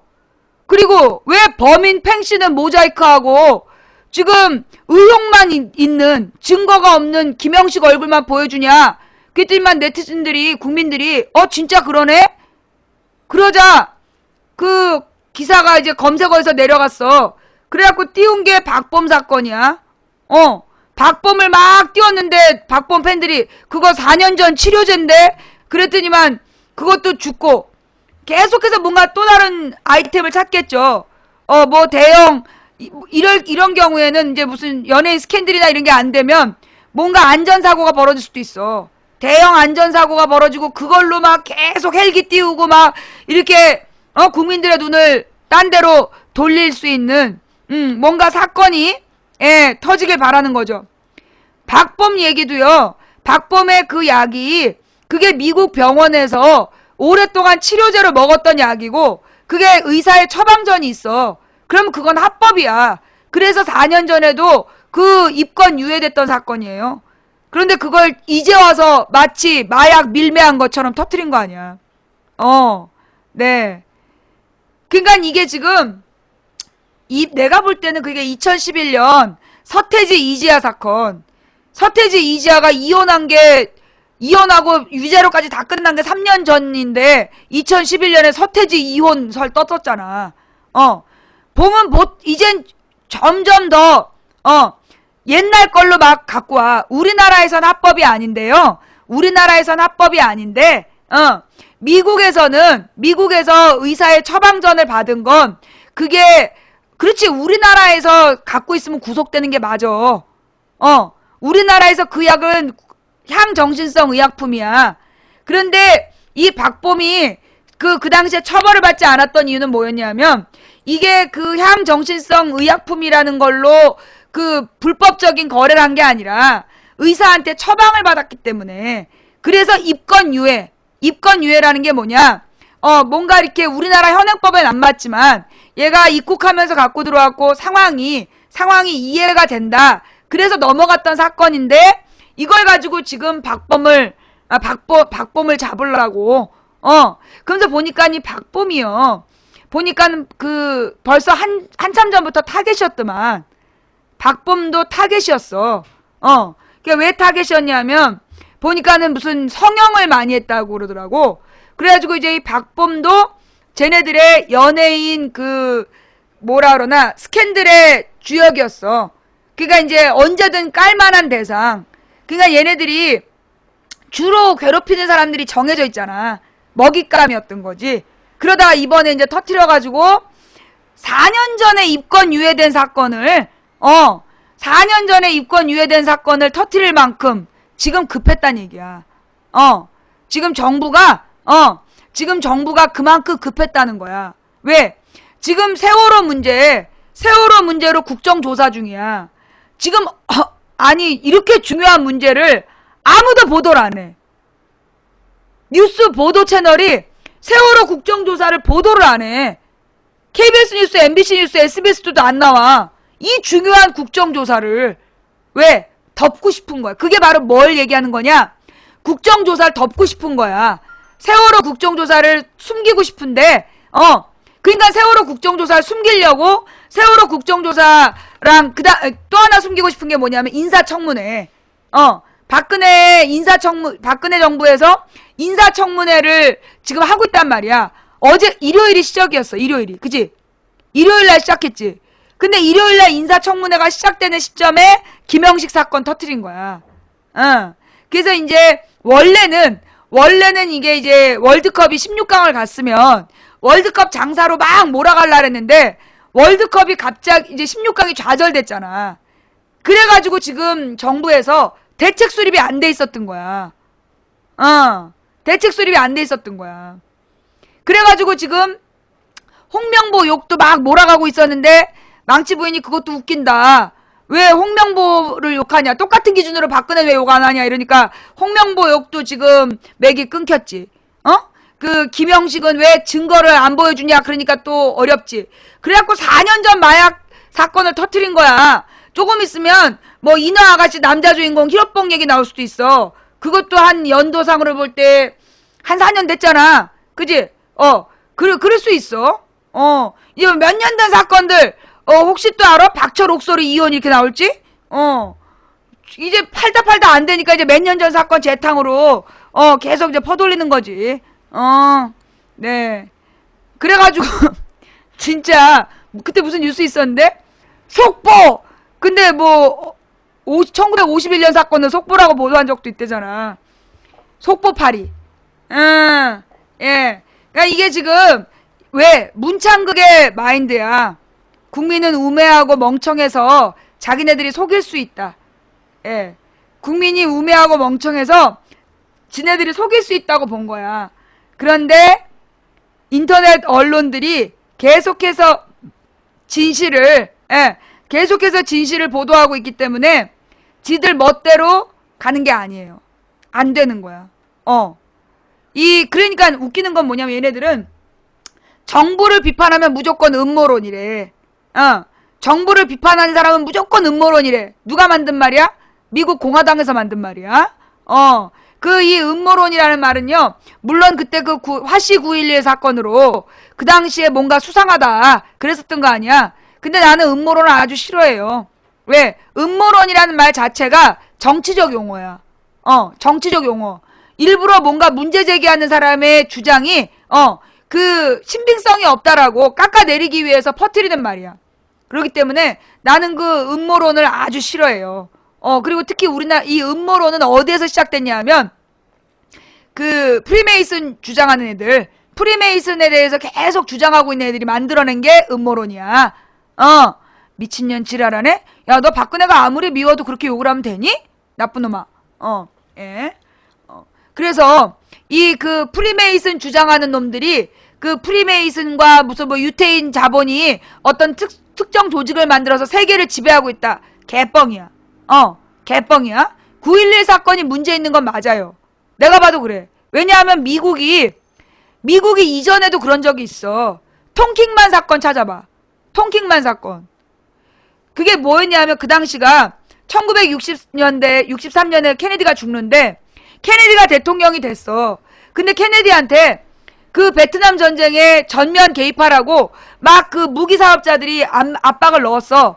근데 케네디가 미군을 파병은 했으나 전면적으로 개입을 안 한 거야. 그러자 갑자기 이 케네디가 암살을 당해. 그리고 난 다음에 그 다음 대통령이 즉위하고 얼마 안 됐을 때, 즉위란다. 취임하고 얼마 안 됐을 때 통킹만 사건이라는 게 터져요. 그래갖고 베트남전에 미군이 전면적으로 들어간단 말이야.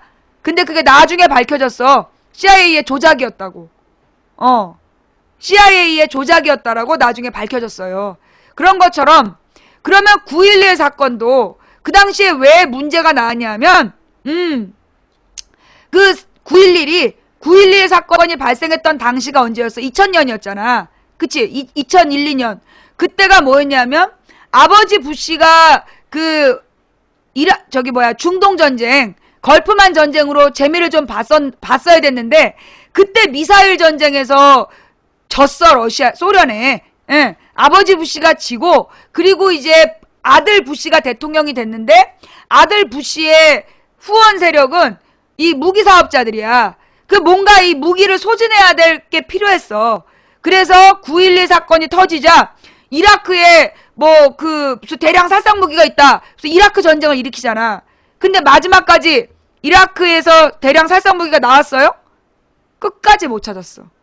9.11 테러의 주범으로 알카에다다. 그러면서 이라크에 테러범들이 있다. 테러와의 전쟁, 대량 살상 무기 들어갔다가 이라크 전쟁 7년인가 했잖아. 7년인가 이라크 전쟁을 했는데 결론은 뭐였어? 대량 살상 무기가 없었어요. 쇼였다는 거지. 그러면서 그동안에 어마어마한 국가 예산을 그 이라크에다가 미사일 사가지고 쏟아붓는 걸로 써버린 거야. 그게 지금 미국의 경기 침체, 경기 회복이 안 되는 원인. 자, 하여튼 넘어가고. 자, 망치 부인이 무조건 새정치연합을 편든다. 누가 그래? 내가 아까 뭐라 그랬어? 새정치연합에서 공천을 받았던 김영식이 진짜 살인 교사를 했다면 김한길 안철수는 당장 정계를 은퇴하라. 나는 박양하고 김한길 안철수를 똑같이 까는 사람이야. 그건 네가 몰라서 그래. 내가 새정치민주연합은 비판 안 한다. 뻥이야. 내가 옛날에 노무현 대통령 때 노무현 대통령이 한미 FTA 반대하는 민간인 최초 국회 생방송 기록을 갖고 있는 사람이야. 마찬가지로 나는 박양을 비판하는 만큼 김한길 안철수에 대해서도 명확한 비판을 해. 제 방송 보면 나와. 자, 어떻게 망치부인 방송 오늘 볼만 하셨나요? 예. 망치부인 방송 오늘 볼만 하셨어요? 자, 얼마나 볼만하셨을까? 3233분이 볼만하셨군요. 다행이에요. 트라이앵글맘님 감사하고요. 네. 망치 부인은 정치적 성향이 중도파이냐? 좌파냐 우파냐 중도파냐 묻고 다니는 거 그거 댓글 요원들이 만든 건데 거기 따라가시는군요. 예. 자, 여러분 우리는 모두가요. 우리 마음속에 모든 국민의 마음속에 진보적인 성향과 보수적인 성향이 같이 있어요. 그런데 좌파냐 우파냐 결정해라. 그거 댓글 부대에서 만든 거야. 국정원 댓글 부대가 그렇게 강요하는 거야. 좌파냐 우파냐 줄 서라고. 그런 거 개무시하세요? 예. 망치 부인은 스스로 합리적인 보수주의자라고 생각해. 나 되게 보수적이야. 도덕과 법을 중시하고 법대로 교과서대로 나는 이 나라를 운영해야 된다고 주장하는 사람이야. 그래서 쟤네들이 나 때문에 미칠라 그러잖아. 전현이 대놓고 진보라고도 안 하고 계속해서 법을 지키려고 그러기 때문에 미치려고 그러는 거야. 나는요 어떤 생각이냐 하면 지금 김한길 안철수 때문에 이 새정치민주연합이 야당의 역할을 제대로 못하고 있다고 봐. 야당은 여당을 공격하고 비판하고 싸워서 이겨야 되는데 야당이 전혀 그 역할을 못하는 건 김한길 안철수의 투지가 없기 때문이다라고 보는 사람이야. 물론 그 배경으로 이 김한길 안철수의 우군이 김한길 안철수를 편들어주는 언론 내가 볼 땐 지금 언론이 박근혜보다도 김한길 안철수를 더 편들어주는 것 같아. 그래서 지금 야당이 지금 새정치민주연합이 제대로 당당하게 싸우질 못해. 근데 나는 말이에요. 만약에 새누리당에서 정말로 자기네들의 잘못을 비판하고 반성하면서 새롭게 태어나겠다라면서 뭐 이명박을 잡아놓고 이명박 구속시키고 박근혜 탄핵하고 그렇다라면 나는 새누리당 지지자가 될 수도 있는 사람이야. 나는 특정 정당 지지 안 해. 만약에 새누리당 의원들이 이명박을 구속하고 그 다음에 박근혜 탄핵시켜서 구속하고 그 다음에 지금 세월호 참사의 모든 책임자들을 철저히 처벌한다면 나는 다음에 새누리당 찍을 거야. 나는 여러분 이거 되게 중요한 거예요. 국민들이요. 우리 국민들이 이제까지 특정 정당을 막 찍는 걸 강요당해왔어. 그것도 그놈들이 만든 프레임이야. 경상도는 무조건 1번 찍어라. 1번 안 찍으면 안 된다. 그러면서 1번 안 찍으면 막 그 지역에서 생활 자체가 안 되게끔 압박하고 물질적인 손해를 끼치고 막 그랬단 말이야. 그래서 지금 나라가 이 모양 이 꼴이 된 거예요. 나는 그래서 이 경남 부산 지역에서 나타난 40%의 반란 의미 있다고 봐. 그 다음에 대구에서 김부겸을 찍었던 40%의 반란 의미 있다고 봐요. 38%였나 40%였나. 그 특정 지역은 특정 번호를 찍어야 된다는. 지금 호남 같은 경우는요. 호남은 무조건 2번 아니야. 호남 무조건 2번 아니에요. 이번에도 그 기초단체 봤어요? 호남 같은 경우는 내가 이거 언젠가 한번 보여줄 거다 싶었는데 이게 색깔로 나와. 색깔로 자 이거 봐봐요. 빨간색이 새누리당이야. 파란색이 민주당이고 회색이 무소속이야. 어때요? 호남은 파란색 일색이 아니야. 그러니까 이제 호남이 무조건 민주당이다. 네. 호남이 무조건 민주당이다라는 그런 생각을 버려. 지금은 누구? 경상도가 문제야. 이 경상도, 강원도 이런 쪽이 문제야. 자, 그래서요. 어느 특정 정당에게 국민들이 무조건 지지하면 안 돼. 무조건 지지하면 안 돼. 그게 국민이 종노릇하는 거예요. 나라의 주인은 누구? 대한민국의 주인은 누구? 국민이에요. 대한민국의 모든 권력의 제일 높은 사람이 누구? 국민이에요. 대통령, 장관, 국회의원 모두 국민의 심부름꾼이에요. 어려운 말로 공복이란 말 들어봤죠? 공복할 때 복이 노비복자야. 노예, 공공의 복지를 위해서 노비 역할을 하는 게 그게 대통령이나 국회의원이나 고위공직자들이야. 그런데 우리나라는 지금 우리 국민들이 이런 대통령이나 국회의원의 노비처럼 생활을 해. 왜? 이게 그 1948년부터 87년까지 이승만, 박정희, 전두환 독재 40년을 거치면서 민주주의를 잘못 배운 거야. 국민들이 민주주의를 잘못 배워서 대통령 욕하면 잡혀가서 죽나보다 그렇게 배운 거야. 그래서 48년부터 87년까지 40년을 그랬다니까요. 그래서 우리 국민들이 이승만 욕하면 그대로 총 맞아 죽었어. 박정희를 비판하면 고문당하다 죽고, 전두환을 비판하면 삼천교육대 가서 맞아 죽었어. 그래서 40년 동안의 독재 기간 동안에 우리 어르신들이 거기에 기가 눌려가지고 그게 한국식 민주주의인 줄 알고 자란 거야. 그분들은 피해자예요. 독재의 피해자야. 그래서 우리가 그 어르신들을 막 미화하거나 천대하면 안 되고요. 그분들 마음속에 있는 깊은 두려움, 이걸 해결해야 돼요. 사실 여러분 부모님들이 여러분이 대놓고 정부 비판하는 얘기하면 막 뭐라 그러시잖아요. 그러면서 갑자기 옛날엔 새누리당밖에 안 좋아했던 분이 새누리당 좋아하는 척 하잖아. 왜 그러냐? 그분들 어린 시절에 그걸 보고 자라서 그래. 이승만 비판하다 총 맞아 죽고, 박정희 비판하다 고문당하고 간첩돼서 죽고, 전두환 비판하다 삼천교육대 맞아 죽는 걸 봤기 때문에 그분들은 혹시 내 자식이 그렇게 될까봐 우리가 세월호를 보면서 안전에 대해서 막 신경 쓰는 것처럼 혹시 내 자식 죽을까봐 안전 문제에 막 분노하잖아. 여러분의 부모님은 우리 세대가, 우리 30, 40대들이 혹시 이러다가 맞아 죽거나 간첩으로 몰려 죽거나 그럴까봐 두려움에 떨고 계시는 거예요. 그래서 망치부인방 채팅창에 보면 가끔 와서 쓰잖아. 이러다 잡혀가지 않냐고. 그 사람들이 누구야? 옛날에 이승만, 박정희, 전두환 때 그렇게 비판했던 사람들이 죽어가는 걸 봤던 그분들이에요. 그래서 우리 어르신들의 마음속에 있는 깊은 공포, 이걸 우리가 치유해드려야 돼. 민주주의를 알려드리고, 그리고 민주주의자들이 어떻게 싸워야 되는지도 우리들이 본을 보여야 되는 거예요. 자, 얘기가 또 길어졌어. 자, 이제 그만할 거야. 오늘 방송 재밌었어요? 재미없었어요? 오늘 방송에서 몰랐던 새로운 걸 알게 됐다, 손? 예. 여러분들 오늘 방송에서 몰랐던 새로운 것을 알게 됐다, 손? 예, 미스터 김님 감사드리고요. 선물해주신, 모든 분들께 감사드립니다. 그래요. 감사합니다. 진짜죠? 예, 오늘 손들어주신 분들, 오늘 망치부인 방송을 통해서 몰랐던 이야기를 새로 알게 됐다는 거 맞죠? 예.